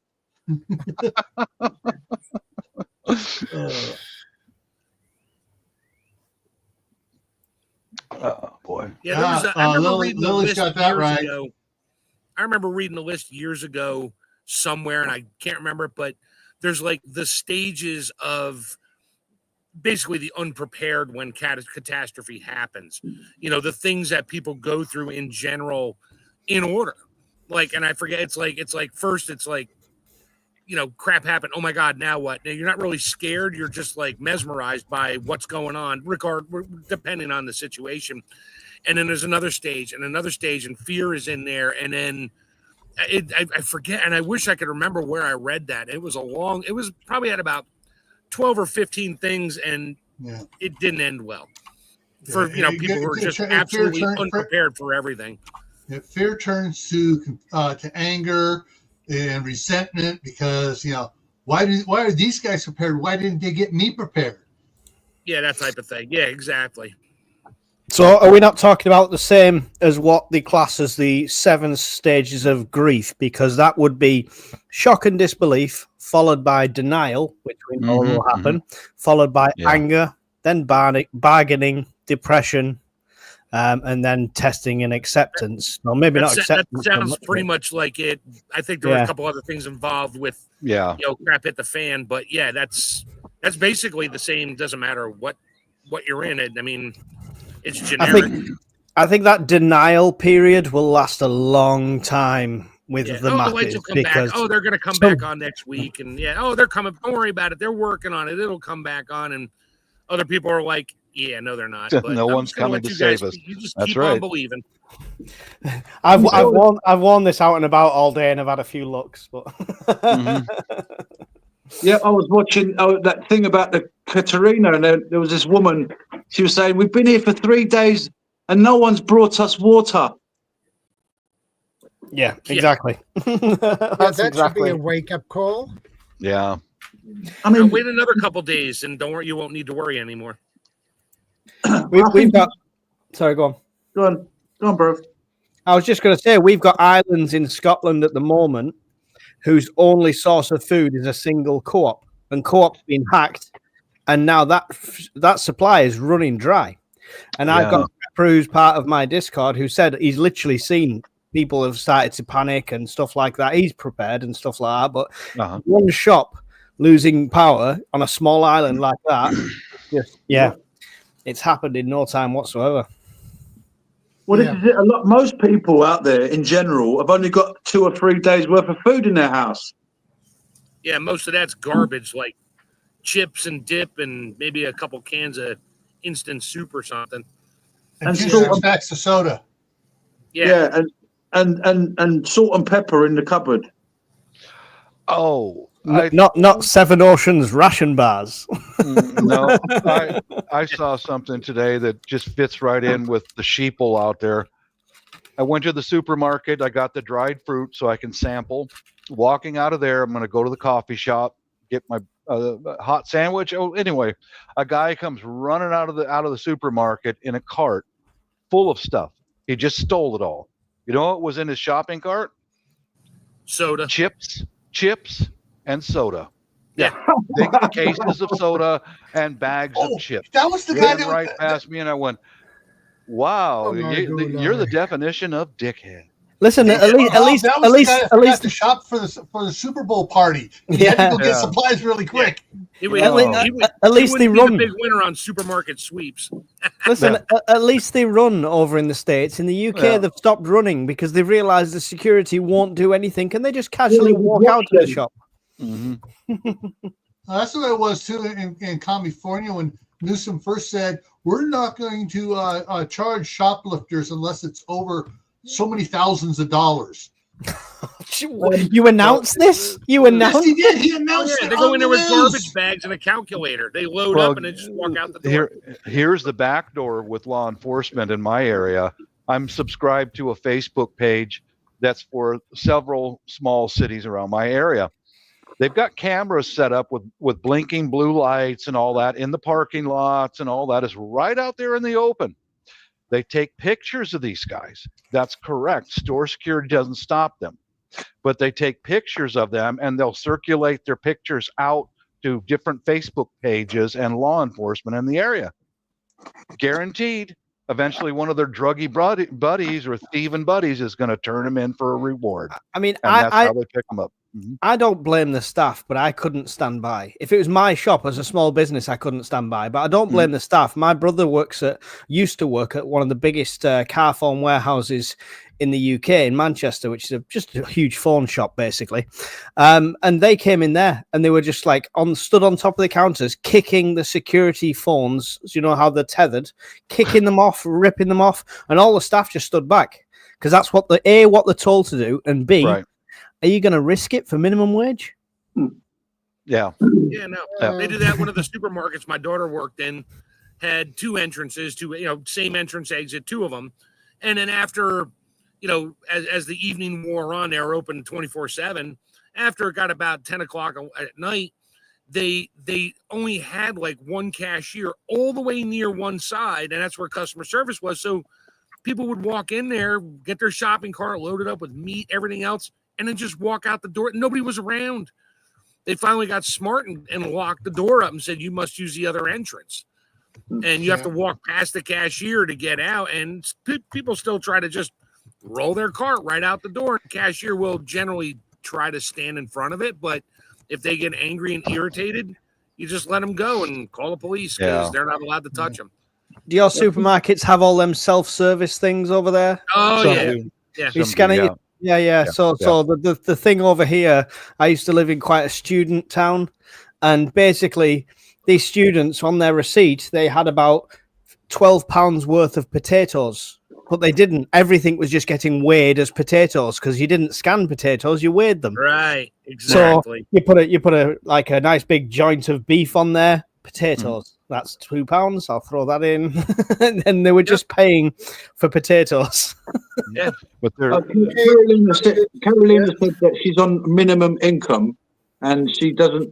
She's talking about. I've just got a little tip for you, Carolina.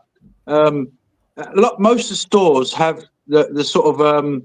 If you go, I don't know what kind of stores you've got in America or where you are, Carolina, but in England, we've got these stores like Sainsbury's, Marks and Spencer's, and they do their own brands, and quite often they're very cheaper.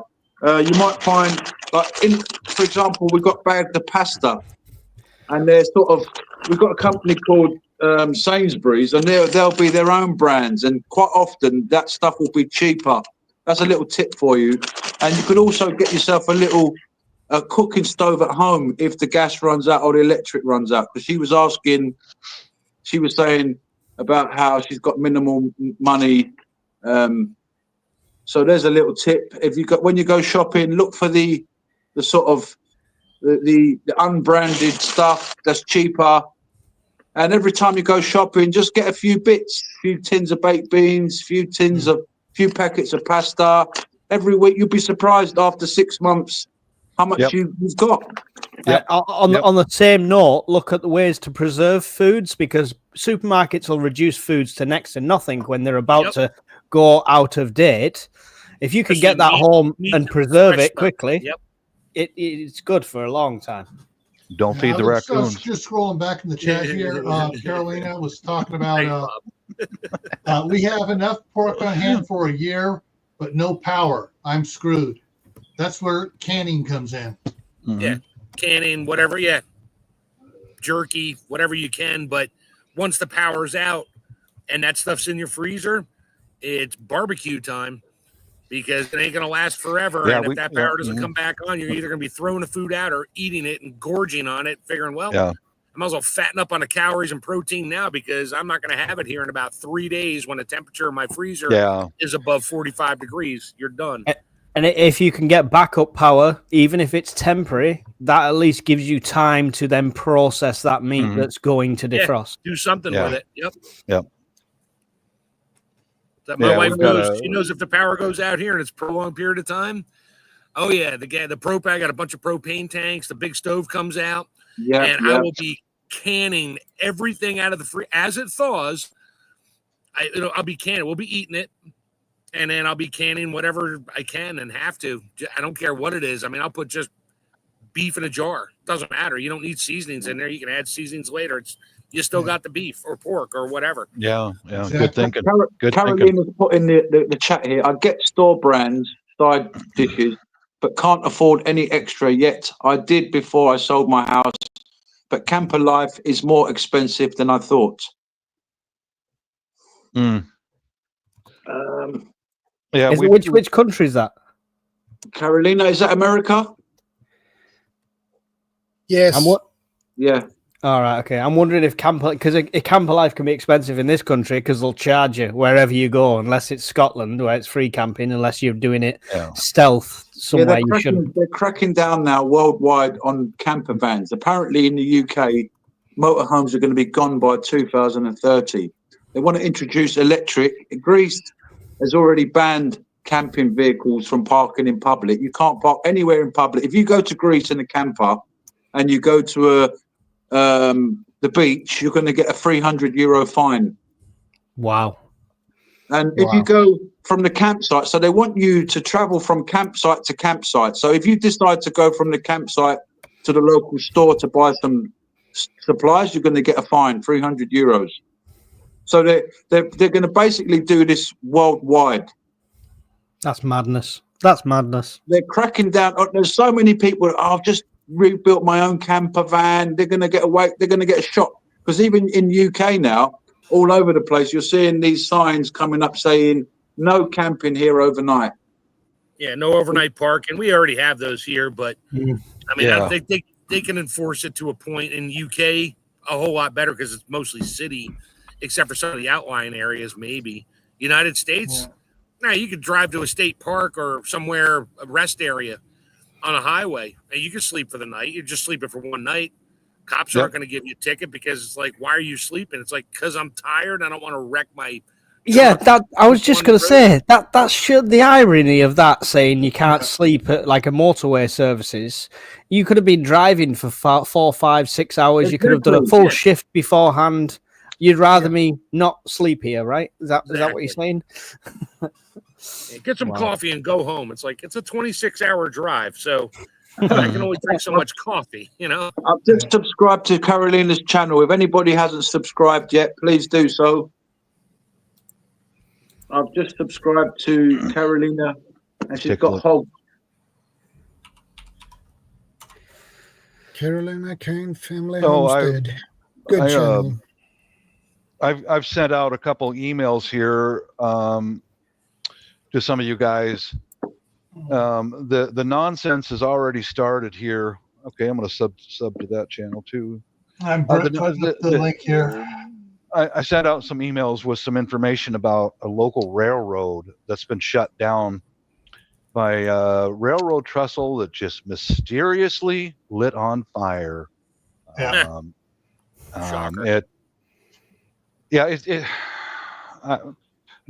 You guys who got the emails, PV was one of them, and I said that this was a privately owned railroad. They were upgrading it so they can take passengers and freight from different small mountain towns in the Cascade Mountains, and they were upgrading the railroad to where they can haul heavy loads of freight from a sawmill that's out in Morton, Washington. And what I mean by, sawmills draw the radicals because, you're killing the trees, all that stuff. Yeah, get a And- plastic bag. Okay, yeah, sure. That didn't work Yeah, out well. you know what I mean. And how do I say this delicately? They discovered that there was the work crew was out there working on this trellis, getting it upgraded. Now it's going from small town to small town to small town, avoiding the highway, and now that thoroughfare is shut down because somebody radical lit that trellis on fire while the work crew was getting dinner. The work crew took some of their small carts to Morton, Washington, and they had dinner, and they're coming back out to the work site, and the trellis was lit on fire. That's the radicals doing that shit. They, Yeah. Oh yeah. I have mentioned in videos and on lives before about end of the road communities where you've only got one way in and one way out. You're in trouble because now there's no railroad. You know, now they can shut down the highway and you're stuck, guys. You're out there. No one's going to come to save you, you know. No. So, Yeah. that's what I mean by I sent that email out to several different people out there. Just have a look at what they're doing right now. It's not even summertime. It's not even summertime yet. Yeah. Well, I'll see Wait if I can till the summer. yeah, wait till summer, and when they light forest fires and those people in those small towns can't get out. Oh, baby. Look what happened in Haiti. Was that Haiti where the people couldn't leave their cities? They were blocked in. Yep. The police kept them in. You can't leave. What do you mean we can't leave? There's a big fire behind us. I'll post this video here, this in the side chat for you guys to take a look and see how if I'm off base or not. I'm not. I'm not off base. I've seen the radicals' behavior before, and fire is their best friend, man.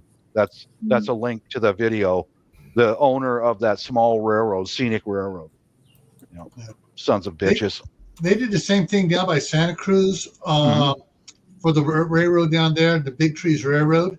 Yeah. Fortunately, because basically it did a spiral, and to get up the grade. Fortunately, there was a draw there that wasn't that they could use. And what they did is they backed up that draw, and they did a back and forth to get the elevation on it, and they were able to put that in really quick.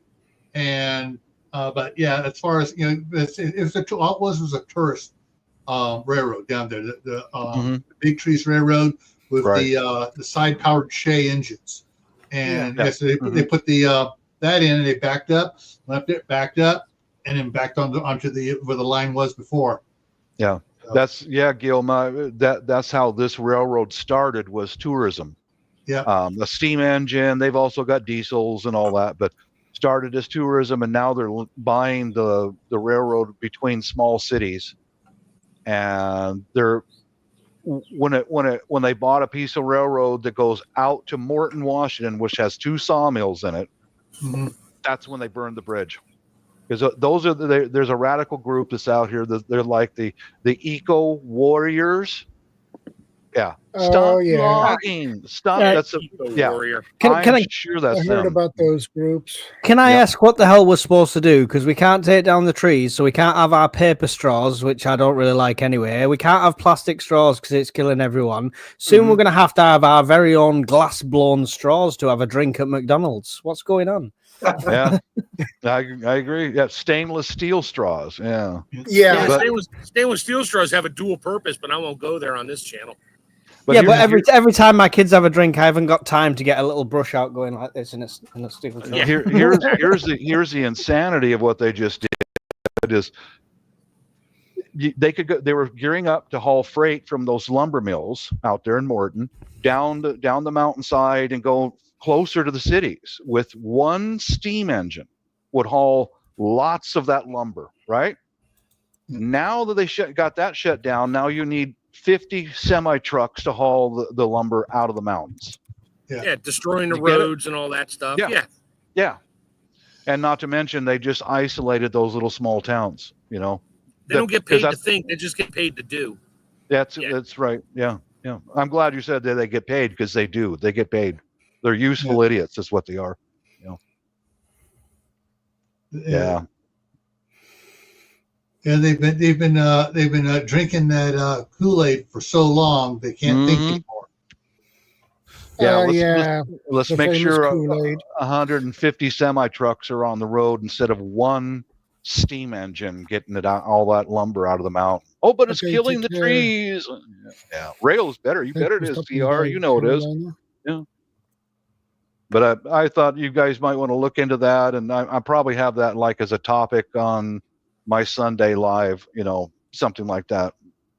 Bob, did you hear about the Eagle guys stopped them from fixing the power lines and putting them underground through the Pacific Palisades area there in LA? Mm-hmm.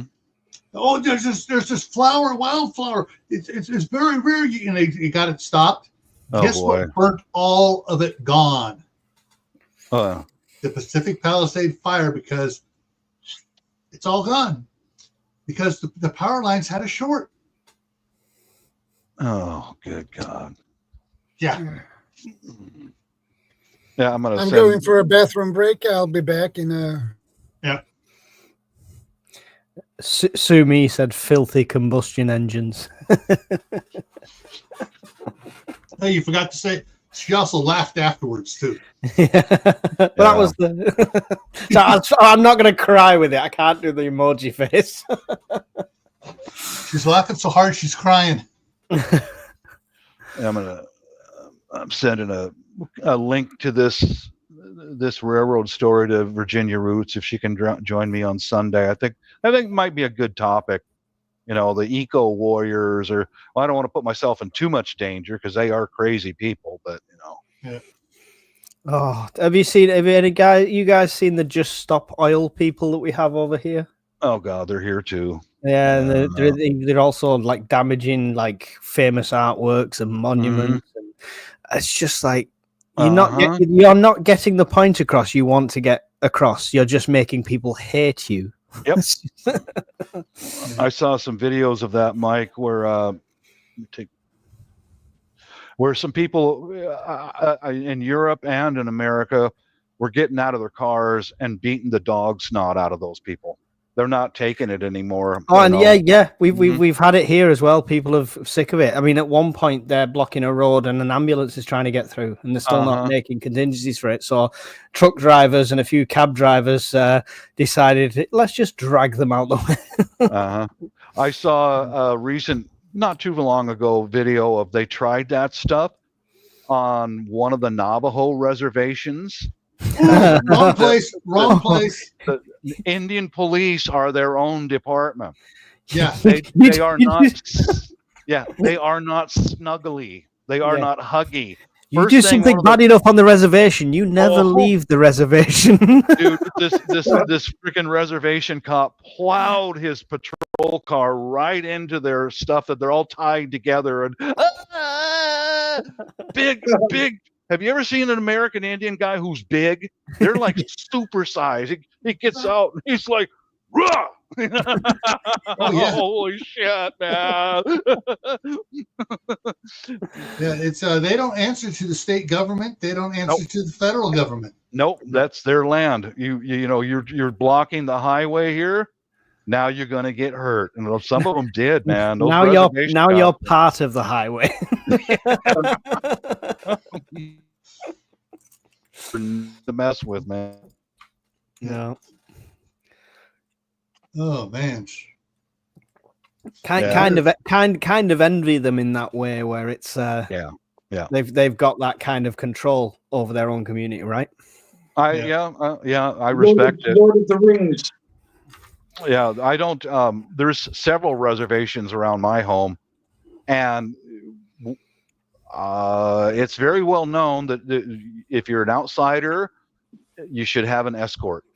Yeah, because they're not real warm and welcoming. I'm not saying they're going to kill you or nothing, but my cousin went on a reservation once without knowing it, and some guy got in a pickup truck and he ran after her in her car and run her off the reservation. They're not. Yeah. That's their land. Leave them alone. Don't go there unless you're invited. Yeah, they have tourist versions of this. If you want to go there, that's fine. Yeah. It's called, Well, you get that sign, that red sign with white letters that says "Go no further." Go no further. Yeah, their tourist version of that here in Washington State, Mike, is a reservations. Reservation casinos. They have casinos with restaurants, the best chefs in the world, man. They have some of the most killer food in the world. And I don't work there. Yeah, I didn't say raccoon. I said a chef. No, but that's all the further you should go unless you're invited. But yeah, I when I started off with when that reservation cop beat the crap out of some of those people. God, about 6'10", 300-pound Indian gets out. Guess what? You're on the reservation. I wonder if they're still doing protests. I haven't seen any from them recently. Are they still doing protests like that in Europe also? Or I think they've started. It's becoming more risky for them because, like you say, people have stopped taking it, right? Yeah. So it's just I just don't understand it because like it's not. I'm all for protests, right? Don't get me wrong, everyone. If something's wrong in your country and you can make a difference, by all means, stand up and do it, right? Mm-hmm. But that wasn't the right message. No, you weren't affecting the government. You were just pissing off the people. Yeah, the people are not. You want to win the people's hearts and minds. You don't want to make them late for work and get docked and pay or get fired. You know. Exactly. Yeah.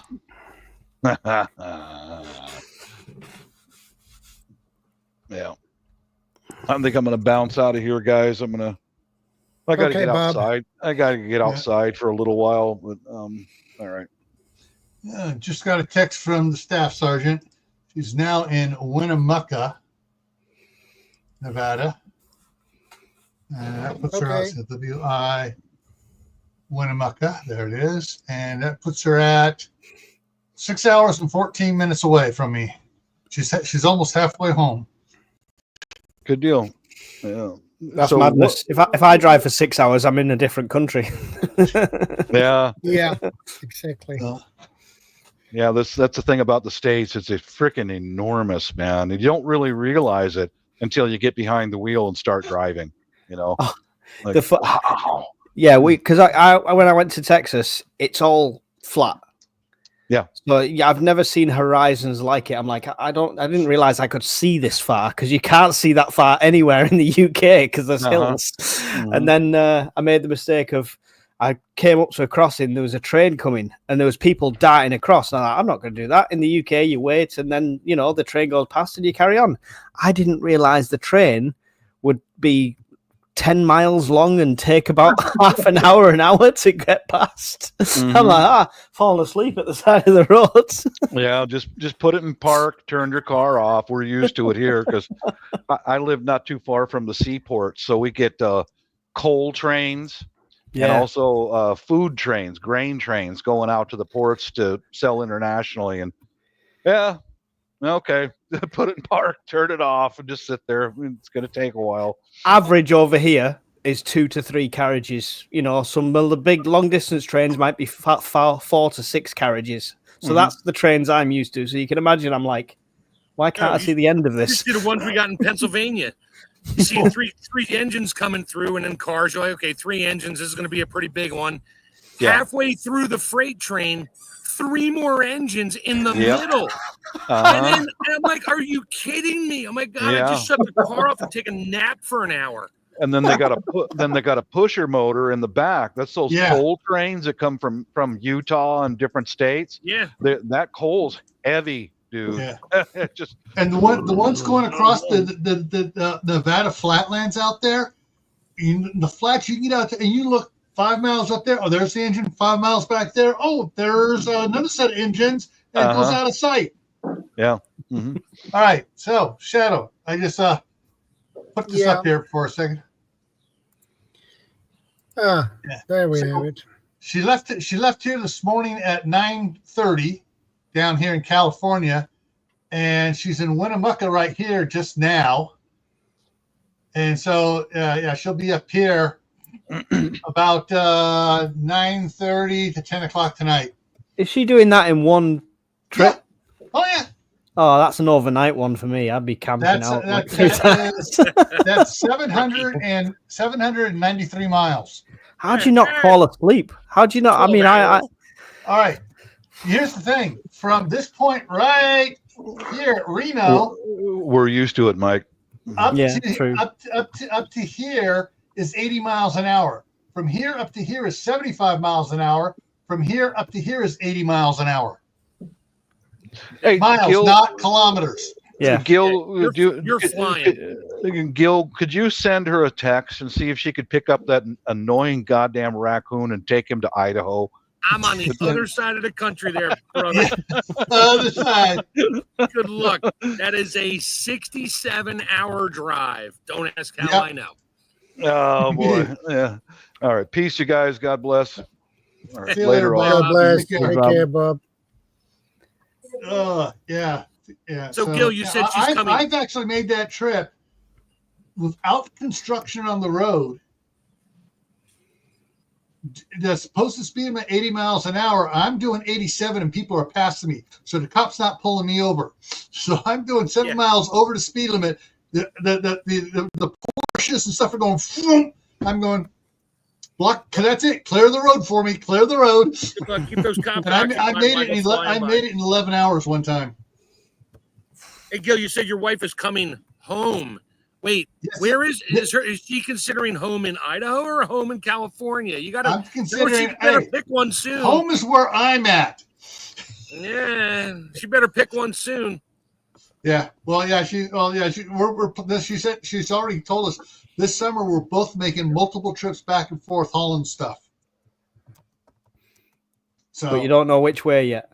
No, we know it's coming up here. No. All right. we just got to get her to break her habit of living down there. Yeah. 2 weeks ago was her.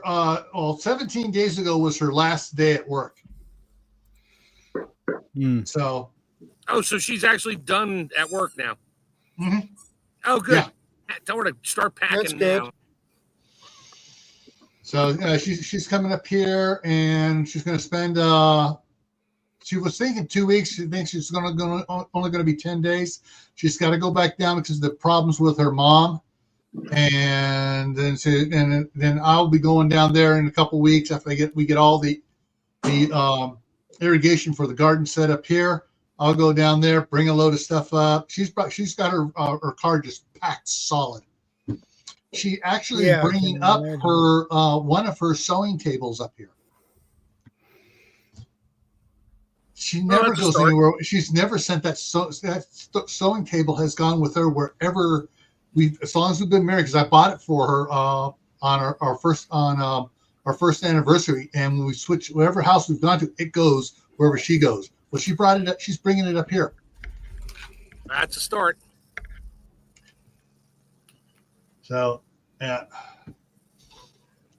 But yeah, that's So she's in Winnemucca, halfway between Winnemucca and a town called Battle Mountain is the actual mileage halfway point. That's insane. Okay, guys, I'm going to shoot off because I've got to go to the store. Thanks, Shadow, for having us on the show. Nice talking to you all. You're welcome, Daryl. Jeff, Jill, Mike, everybody. Always good. I've learned a few things as well. I hope I put my little bit in towards everything as well. But take care anyway. And remember, no fear, guys. Cheers, Daryl. No fear. I know Thor. I'll just have Thor come down and bring lightning. Thor was just a demigod. All right, I'll have Odin come down and bring lightning and thunder and rain and wind. Another demigod. They're only half gods. They're not even real. This could start a whole new conversation. But the snowflake hippie freaks don't know that. Well, they've been smoking too much crack. Yeah. Hey, by the way, before I leave, it's funny we were talking about aliens and then the Anunnaki came.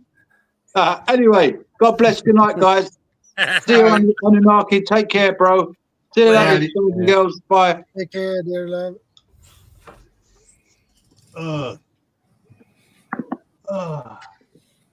Getting back to the original topic here. How dare you? How dare I? So I don't remember. If you have someone who is asking you, where do I start? What, prepping? Mm-hmm. Yeah, tell them start by giving me about $100,000 and I'll help you. No, start with a plan. Start with a plan. Before you start with the plan, write down what you have. Do an inventory of you, your spouse, your family, skills, what you have in house already. Then from that, make your plan. Know where you're at. You don't want to start making a plan where you don't know where you're at. You got to have a starting point. So have them start. All right, what do you got? And talk all the stuff they have. And say, all right, what do you got food wise?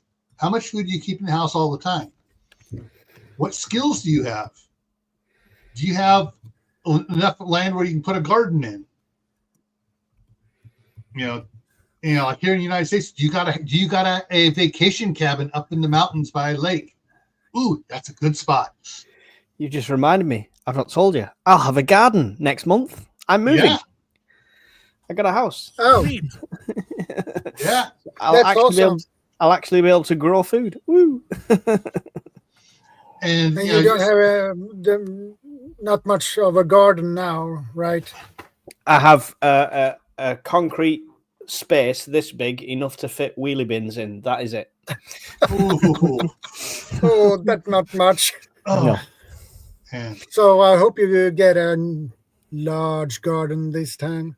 It's a decent size. It's a temporary arrangement till I can find the land that I want, but it's garden backs out onto a river at the back of it that goes all the way around. Oh, that's So- awesome. Fishing. Oh, not in that river. You'll be getting three-eyed Simpsons. Oh, fish okay. out of that one. Oh, great. You're not even going to be using that water to water the garden then. Okay. Oh, I've got a reverse osmosis. I can pinch a bit. It's fine. Oh, okay. Wait a minute. This blonde zombie right here. That looks like a local to that area. That's fine. Yeah.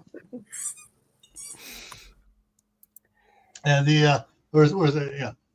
This is the guy that scares me the most. His neck's at a weird angle and he's still walking.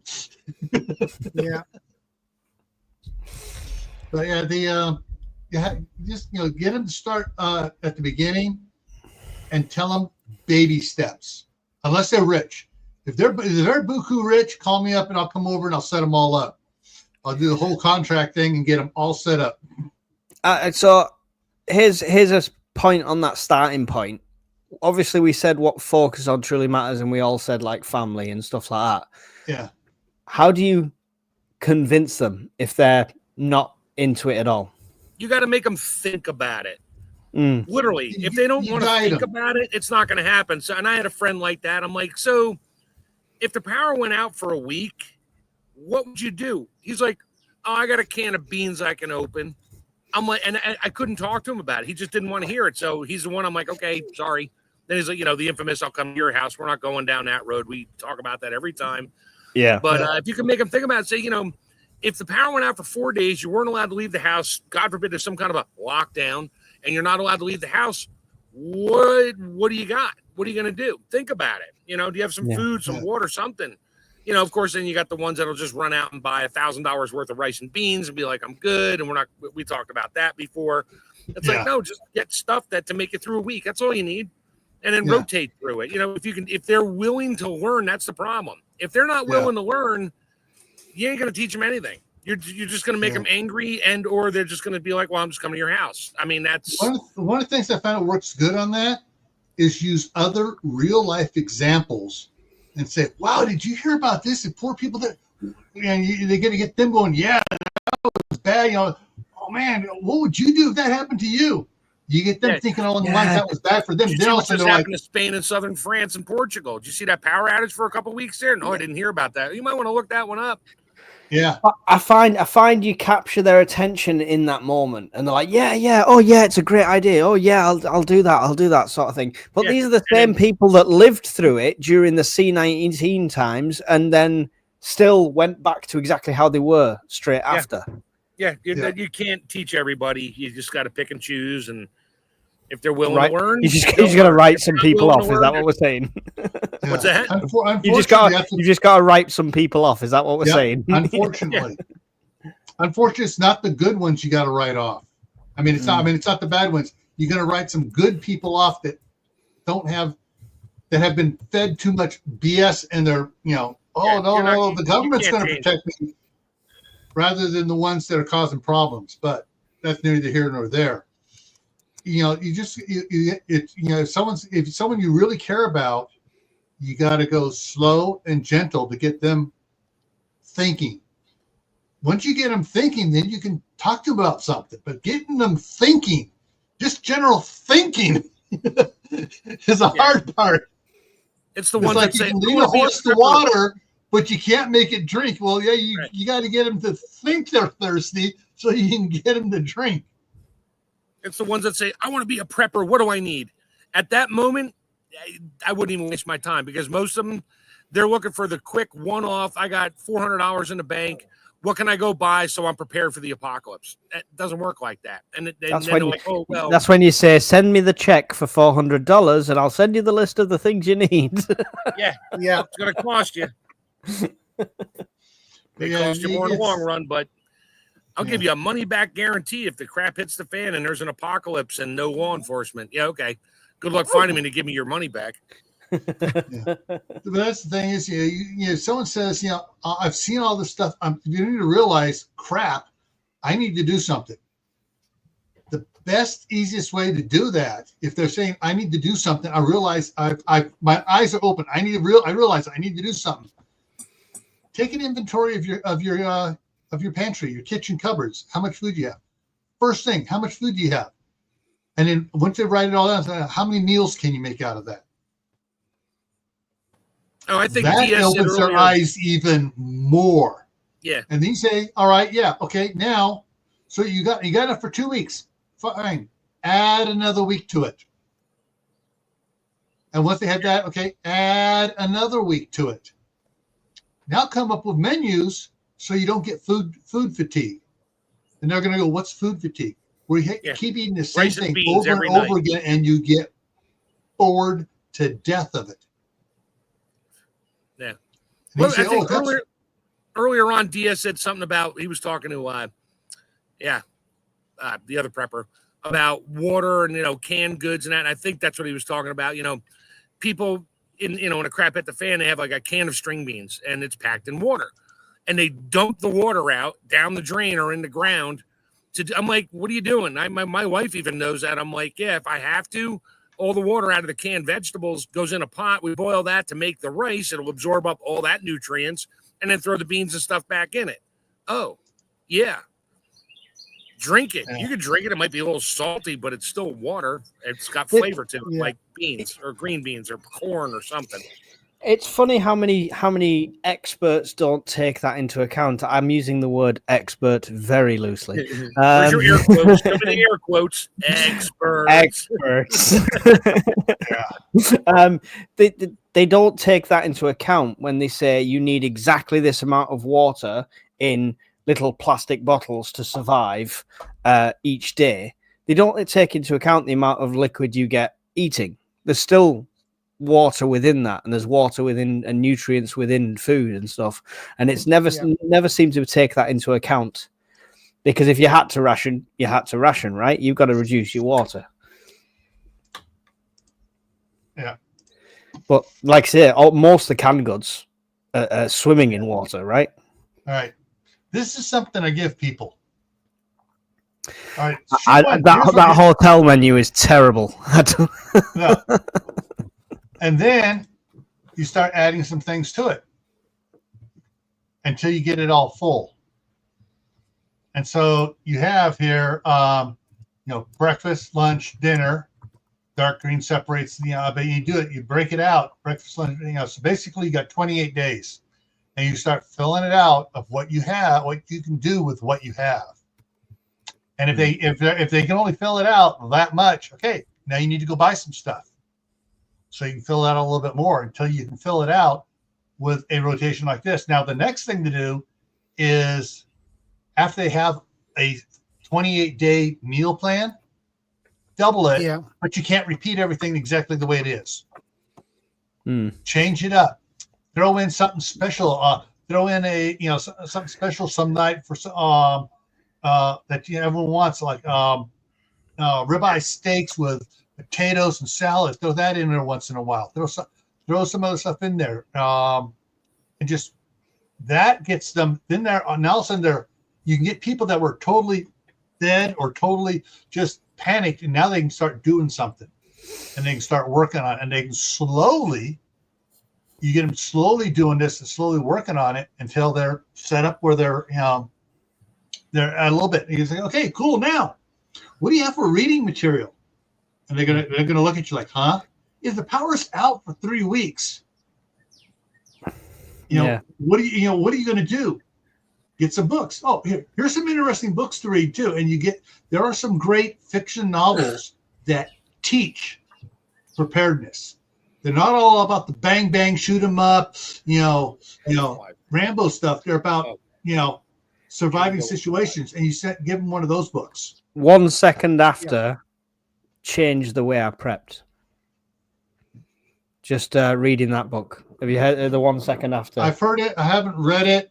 I got so many others that I've read. I'm reading some good ones. I know basically they're telling the story of families and stuff that decide to prep and what they do step by step to get ready for it. And some of it they're doing it before the disaster. Some of it they're trying to scrounge after disaster. Yeah. I like the ones that talk before the disaster so they can get ready for it. They show what to do. Yeah. Just mention on the food thing as well is what I learned from doing my videos and my own research recently is lots of preppers take into account meals. I think we held it up the other week where we were talking about the freeze dry meals and it's only 200 calories. Yeah. So when you're planning them meals out, make sure it's a meal. Make sure it's something that's going to keep you going.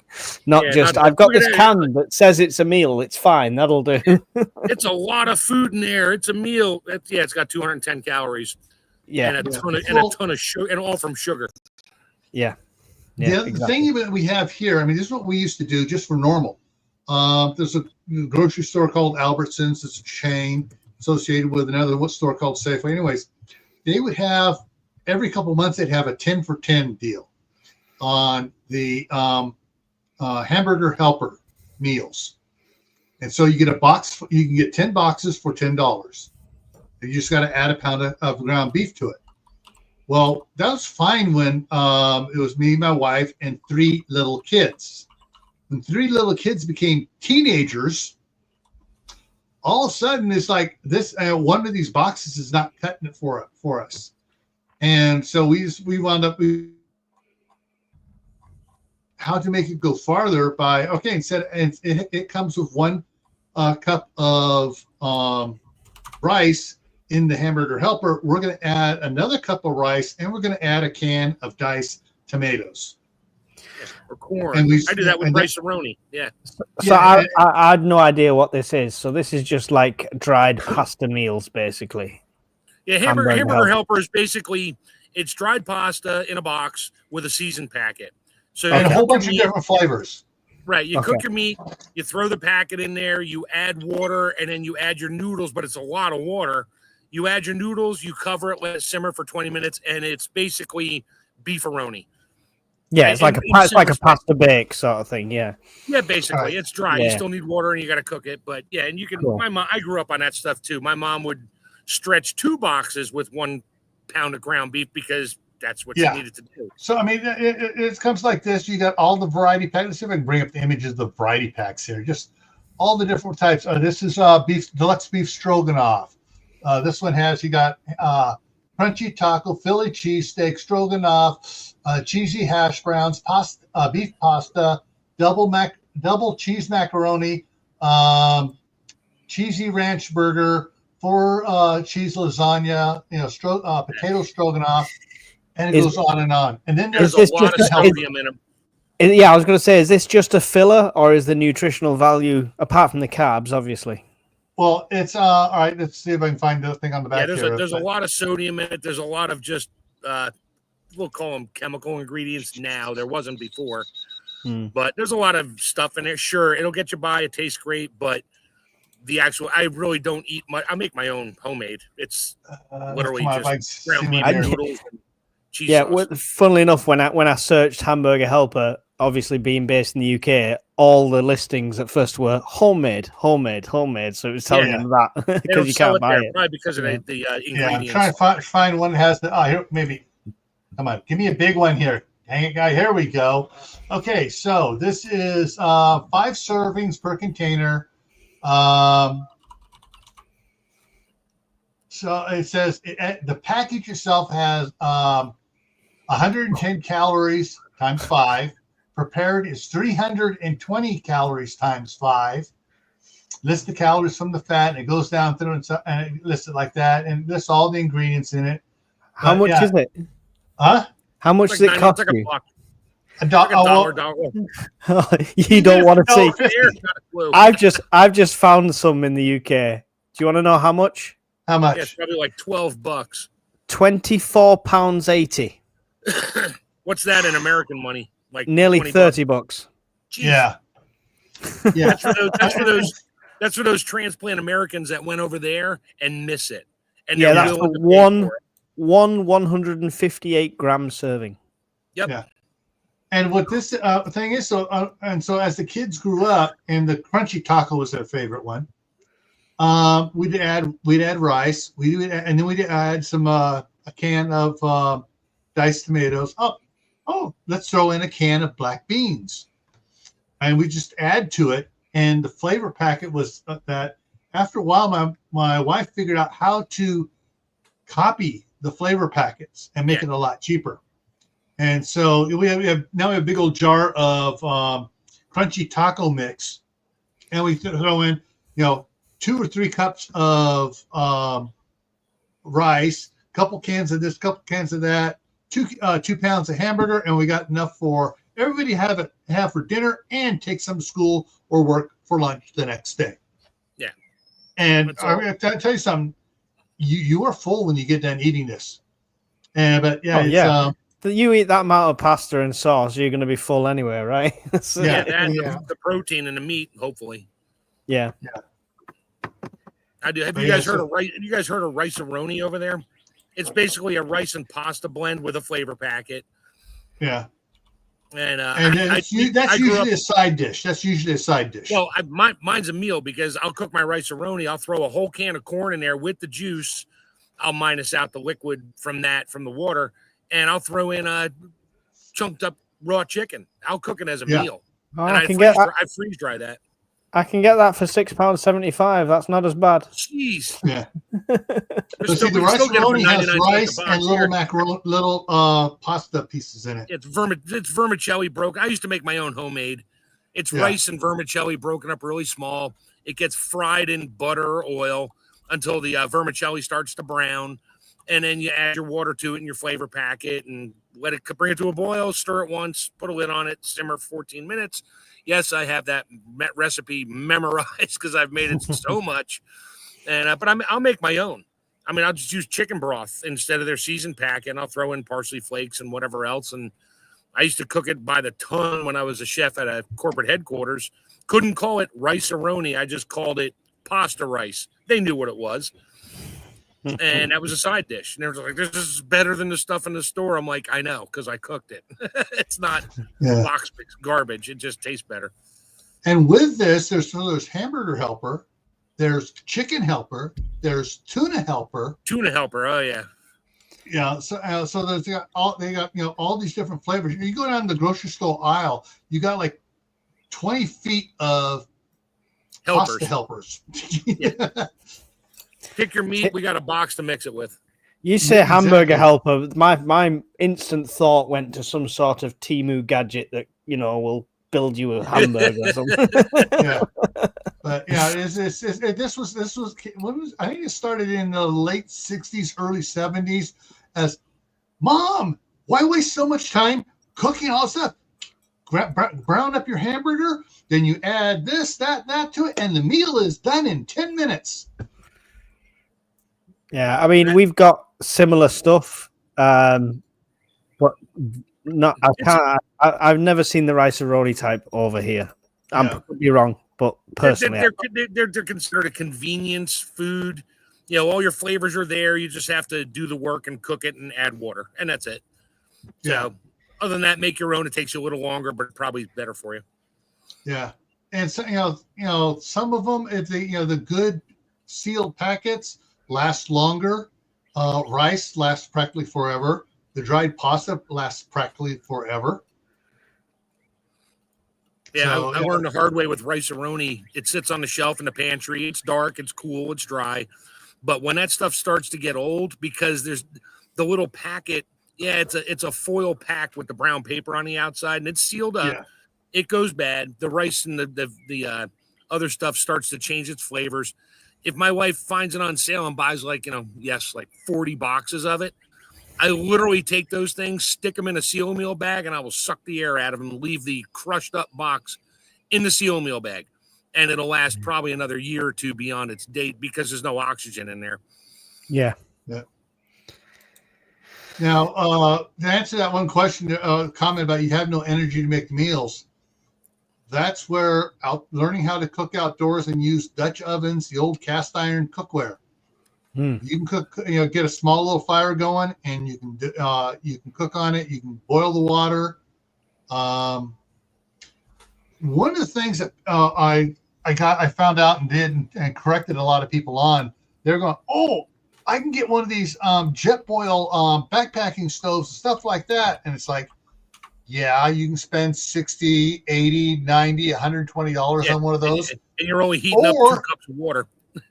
Or you go down to Wally World, you get the jumbo size briquette starter, take some angle brackets, split down this a couple inches on the angle brackets, bend them, and make a little clip that goes on top of it. You can put a pot on top of the charcoal starter, and you can put charcoal or wood in there. Basically, you made just an instant stove. There's all sorts of methods as well. You've heard of the hair box method? Hair box. Hair box. So hair it's box, like so it's like slow cooking, but it's packing it out with insulation, so it just slow cooks in itself. It uses its own heat. That way, you only have to heat it up initially quite quickly, and because you're then packing it in anything, you don't have to use hair. You could use different, you could use insulation or anything you wanted to pack that out, and then it slowly reduces the heat, so it'll cook over a longer period of time, and that's a good way to save fuel in SHTF as well. Yeah.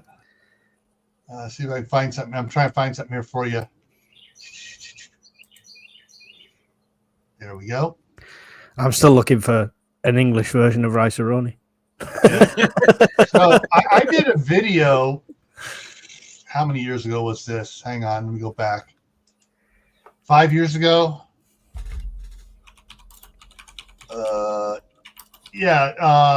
The 2019 December, so 5.5 years ago, almost.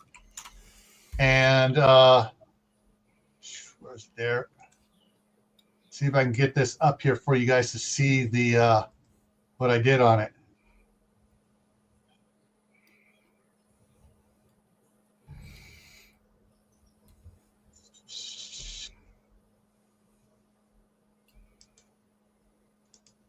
Okay, so let me share this here for you. Present, share screen. While you're just sharing the screen, Mel, the answer to that for the prepper meat, you can have fires, but they've got to be raised, so it's got to be a raised fire, not directly on the ground. Sorry. Yeah. So this here is the charcoal starter. Oh, I've seen these. Yeah. Yeah. And so what I did to it was, I set it up so you can't just put a frying pan on it because it chokes it off. So what I did was, there's come on back a little bit. There's the angle brackets, and I cut it. And where is it cut? Jump around to. That's one way. One way you could screw on the side. But what I did, so I don't waste it, I went and took. There we go. I bent it and then I cut it, and so basically it goes on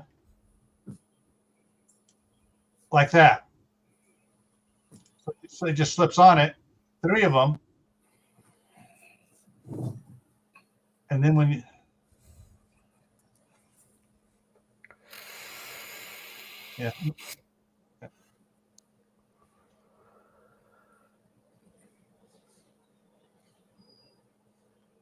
or a pot or whatever.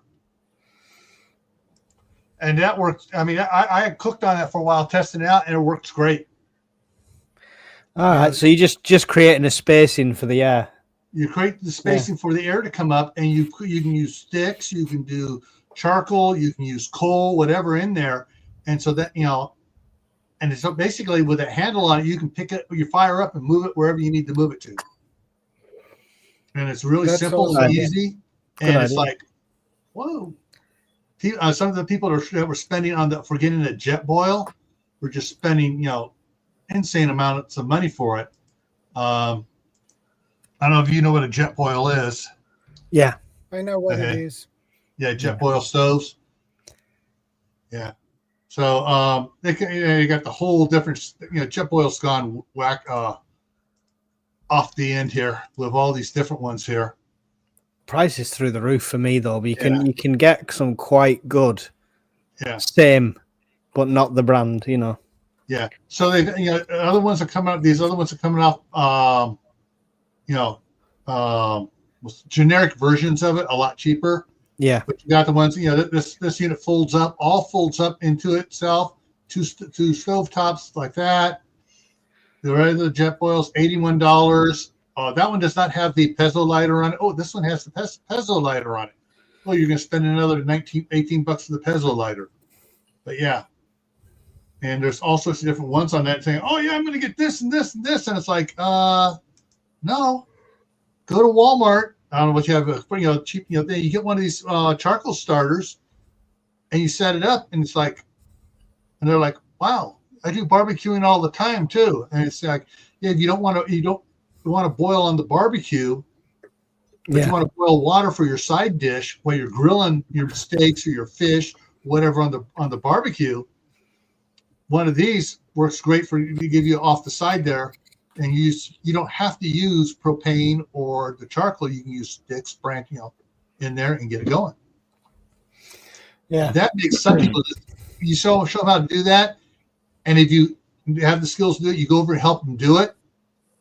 Their face when even though you helped them a lot, they're like, "Wow, this is cool! I made this," and you've empowered them, and now they're motivated to do more because they had a good result. Yeah. Hey, I'm gonna bail here. It's about to start storming, and I got a whole bunch of stuff in the driveway I got to get under cover. So, thank you, Jaron, for having me on. Gil, talk to you. You're Mike, very welcome. See you all later. Have a great Cheers. night. But yeah, I mean that's that simple, basic stuff like this. Do it yourself.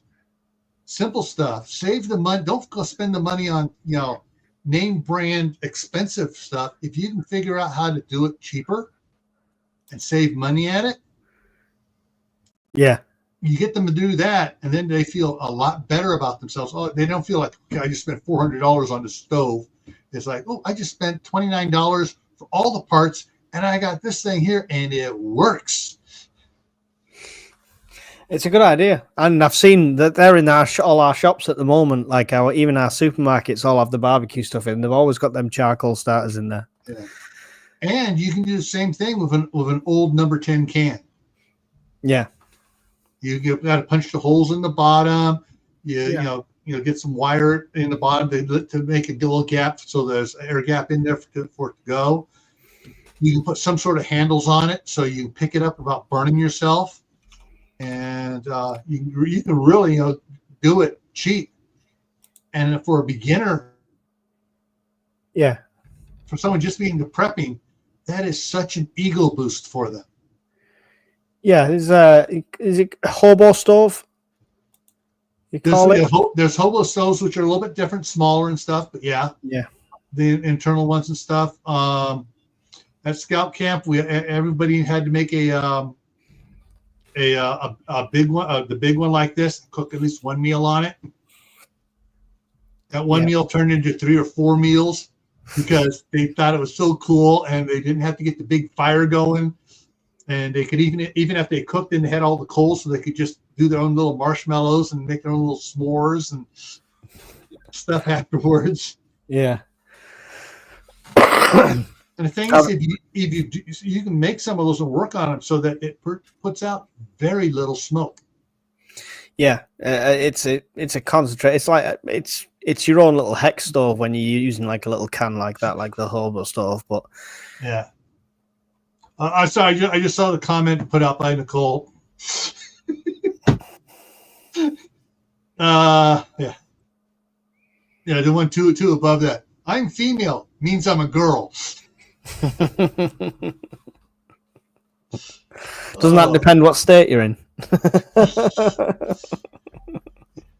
Yeah, are you in the state of Idaho, or are you in the state of altered mind? Yeah.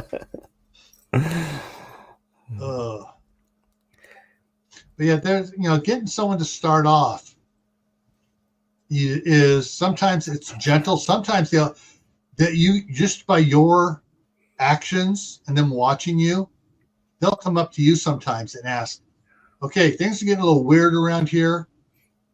You're one of those preppers, aren't you?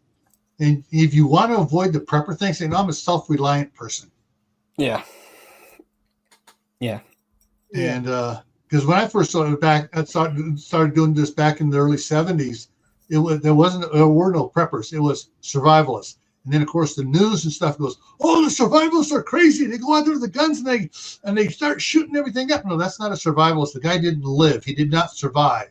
He was not a survivalist. he broke rule number 1: don't die.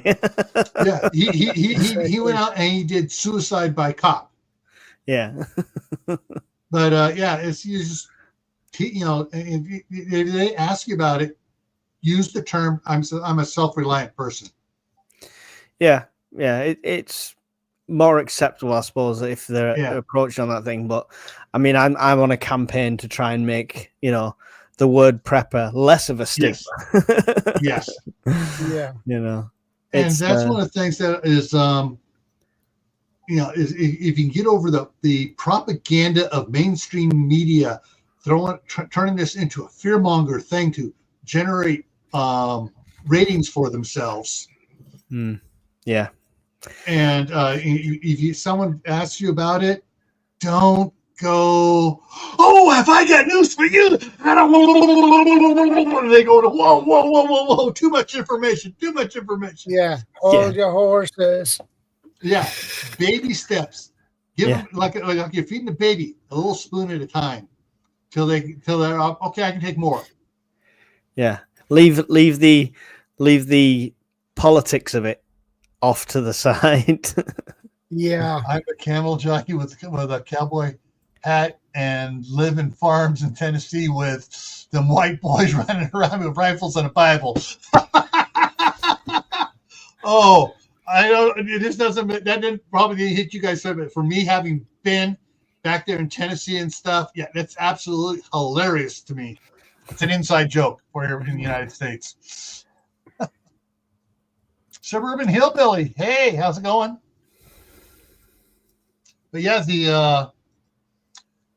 and that's the thing is, once someone says they're interested, you got to move slow. You want to give them everything. You want to just help them so bad, but you got to go slow. You got to restrain yourself. Slow is fast, fast is slow. We used to say, slow is fast, fast is no. But yeah. Good night, Chris. But yeah, it's Hey, getting Darren, on the good to basics. see you, brother. Yeah, basics is basics. I mean, that's the thing that matters the most. Is focusing on what truly matters is the basics. Yeah, because if they have the basics, make a good foundation. If they have a strong foundation, or like Mr. Miyagi said, if the roots are strong, karate will survive. Yeah.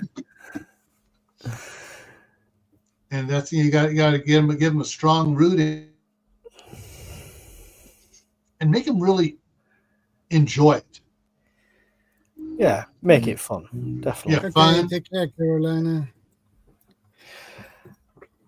I'm going to bounce as well, gentlemen. It's quarter to 11 problem. here. So Yeah. thank you for having me on Shadow Scout Swede. Anyone who You're very joined from my welcome. side, thank you for joining. Make sure if you've not already that you go and subscribe to Shadow Scout Swede and Greyman Prepping.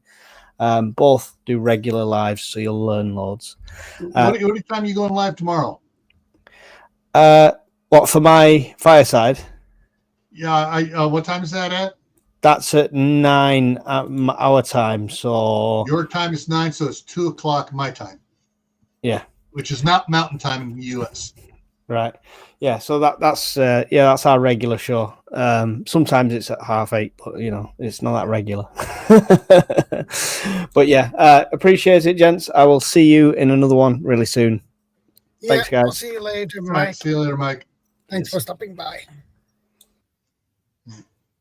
Yeah, so for those that are still hanging around, I got 10 over on my side. I'm not sure how many you have on your side. Hang on, I can find out. Go over here. I have 12 on my side. Yeah. So I think we're pretty much preaching to the choir in here now, and the best thing we can tell the choir is tone it down. Yeah. Yeah, you can scare someone off who would be a really great person to have in your group by going hog wild. In the United States, we call it hog wild. You just need to, answer their questions, be polite. If they don't have questions, be an example. And if someone you really want to do it, either they're a relative or not, or just a good friend, give examples of how other people are dealing with stuff. Hey, did you see in the news those poor people over there where they had the hurricane came through and trying to deal with that, and some of them were dealing really good and some of them were really bad off, or the tornado or the fire or the power outage. Use something, or if you hear them talking about it, you kind of segue in off of what they're talking about. Say, yeah, well, what would you do if that happened to you? Yeah. That's the things you want to get them thinking, not forcing the thoughts in their head. Get them thinking to, all right, what would I do?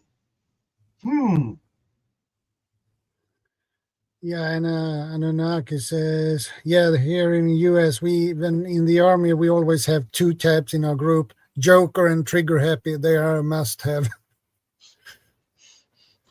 Sometimes, if you have a group for a survival group, sometimes the Joker, as long as it doesn't go overboard, can really ease everybody's tension at times. Yeah. At times. Sometimes you got to have the right person to rein him in. Say, now that's stepping over the line. Let's do something else. Calm that one down. Don't do that joke. That one's bad. And Nicole Ruse is in Texas. Hey, my sister's down there in Texas. And my cousin. And my nephew. And a bunch of other nephews. Yeah, I got a bunch of relatives that moved down to Texas.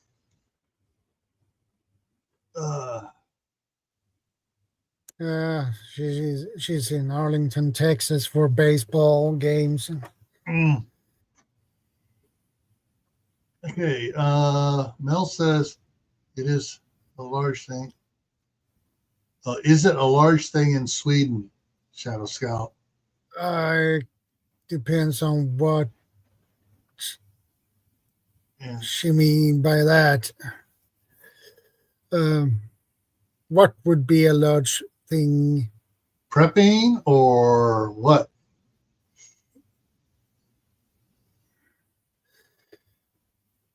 Yeah, it's a little bit cryptic.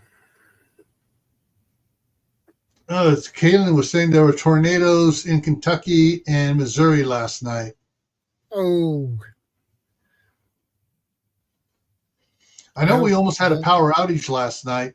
There was a an influx of the solar wind, and the I can't even think of it.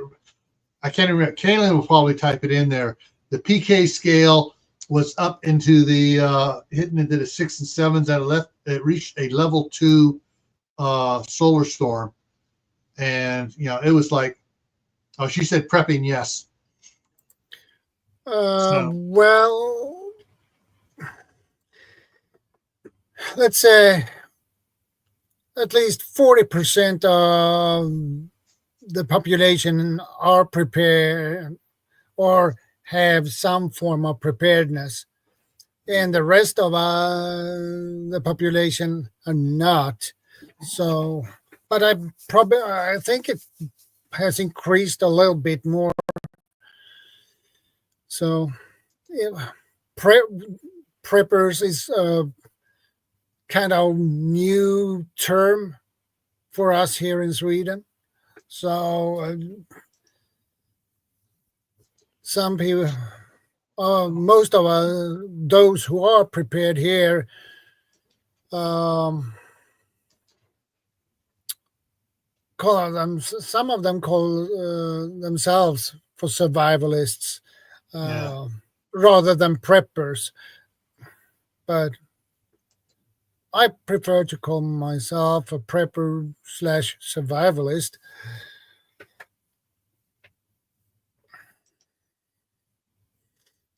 Yeah. Oh, shoot. Suburban Hillbilly put out 9 passed away in the Kentucky tornadoes last night. Ouch.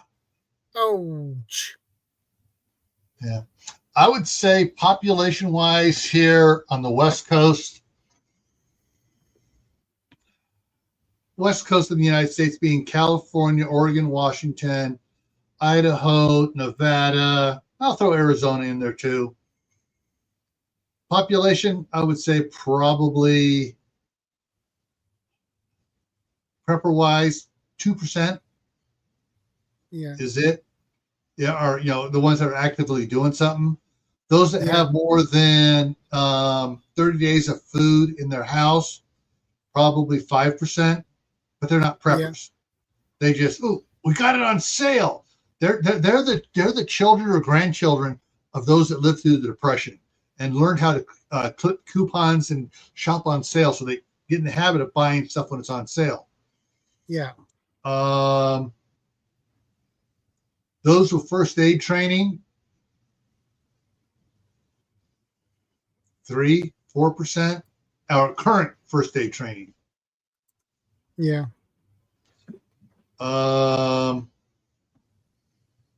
It's but people that know about it, 95% know about Doomsday Prepper TV show, The Walking Dead, and all they know is what Hollywood throws at them, or the reality TV show throws at them. Yeah. And if you say you are a prepper here in Sweden, most people would say you are a nutcase with a tinfoil hat. So that's also what you need to tell them. No. You're a prepper too, and now freak people out. Yeah. I've done 2 lives over the last 5 years called "You Might Be a Prepper If." I'm taking off the Jeff Foxworthy thing. You might be a redneck if, and it's like, you might be a prepper if you have 40 days of food in the house. You might be a prepper if you have full insurance on your car and each other. You might be a prepper if you have medical insurance. You might be a prepper if, and just list all the things that people do that, well, that's not being a prepper. You're prepared for something, aren't you? Why do you have car insurance? So I'm prepared in case I get in an accident. Bingo. Why do you have health insurance? So I'm prepared in case I get sick. I have something to take care of me. Bingo, you're a prepper. And you throw that at them, all of a sudden they're, but the news is just trying to create ratings by throwing out there. Yeah. Then media has a tendency to blow up That's or especially in news manufacture channels. things. Yeah, They'll manufacture falsehoods out of a partial little bit of truth. yeah, and they blow up everything Yeah. to be a much larger than Yeah. it really in reality is. So We're gonna get the ratings. We're gonna say that this person was a nutcase prepper. yeah, So if those, so anyone asks you, well, you're talking to someone and they ask, are you a prepper? Say, just like you are. That throws just about takes the winds out of anybody's argument of sales right off the bat. What do you mean? Well, do you have car insurance? Do you have life insurance? yeah, Go through all the insurances. Do you have 2 pairs of shoes? Why do you got 2 pairs of shoes? Both are for different things. Oh, okay. Why do you have how many pairs of clothes do you have? Why? Well, I might get some dirt. I might get stained, and so you're prepared where you have to have another change of clothing to be able to keep going to work. yeah, exactly. And Myra Page has a good point. Prepping is survival insurance. Exactly. I think I want to take it a little more basic. Prepping is on a different type. It's going to sound weird here. Prepping is life's insurance, living life. The Boy Scouts came out, had their motto is be prepared. They came out with a motto type, whatever, and it had a patch where it says prepared for life. Yeah. Prepped for life. So yeah. Well, what about a super volcano like Yellowstone? If you understand science, you know that Yellowstone is not going to go kaboom. Yellowstone is past that point because you look at the molten lava, and the fields have shifted and moved beyond it, farther into Montana. Everyone says, when the last time Yellowstone had a major eruption, it covered ash over this area here. They found out that no, it was only half that area. That big area was from the one in California called the Long Valley caldera, and the winds were blowing at the right time. Super volcanoes are devastating for those right next to them. Yeah. But how often is there a super volcano?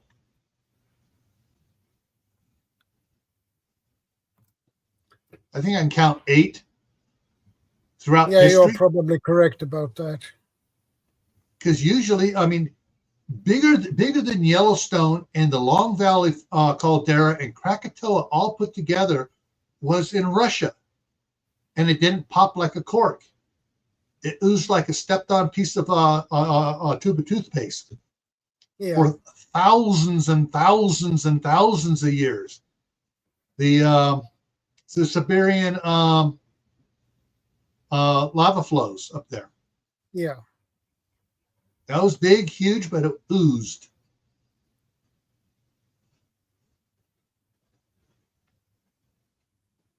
Yeah. The last time from California caldera over 3.5. Nope. The last eruption from the California, the Long Valley caldera, 650 years ago. It wasn't a big one. It was and it did and it was like a year long. Poop.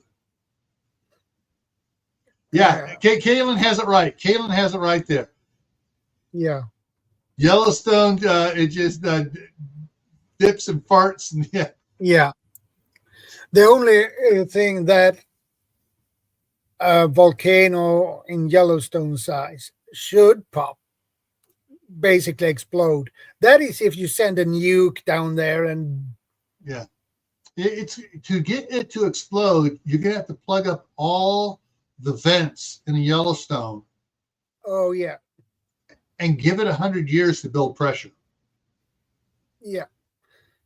Because Yellowstone goes, it's going up. Yeah, well, 5 years ago it was going down. It goes up and it goes down as it heats and fluctuates. You have a really bad winter there in Yellowstone. What happens? The next 2 years, it's going up. Why? Because you got all that moisture has gone down in there, and you got steam pockets that are expanding. Yeah, I did a long time study on Yellowstone with some geologist friends, and when you mention Yellowstone to them, they just start snickering because everyone says, "Oh, it's going to explode," and the geologists are just snickering about it. Yes, Lewis. Yes, Lewis. But Canada hates it worse because the wind 90% of the time is blowing from Yellowstone up into Canada. Yeah. Yeah, that is slow. Oh, Utah Mike has a good question there. What are the lava flows in Idaho from? Okay, we're running history here. Okay, we're getting over time real quick here. So the chamber, the magma chamber under Yellowstone wasn't always under Yellowstone. You can follow it back towards California and all the volcanoes and stuff throughout central and southern Idaho, and it came back and over in northern California into Oregon, and they can track where it went, where it blew, where it went, and that's where it was. Most of it was like that. There were a couple other big booms, not quite as big as Yellowstone, that around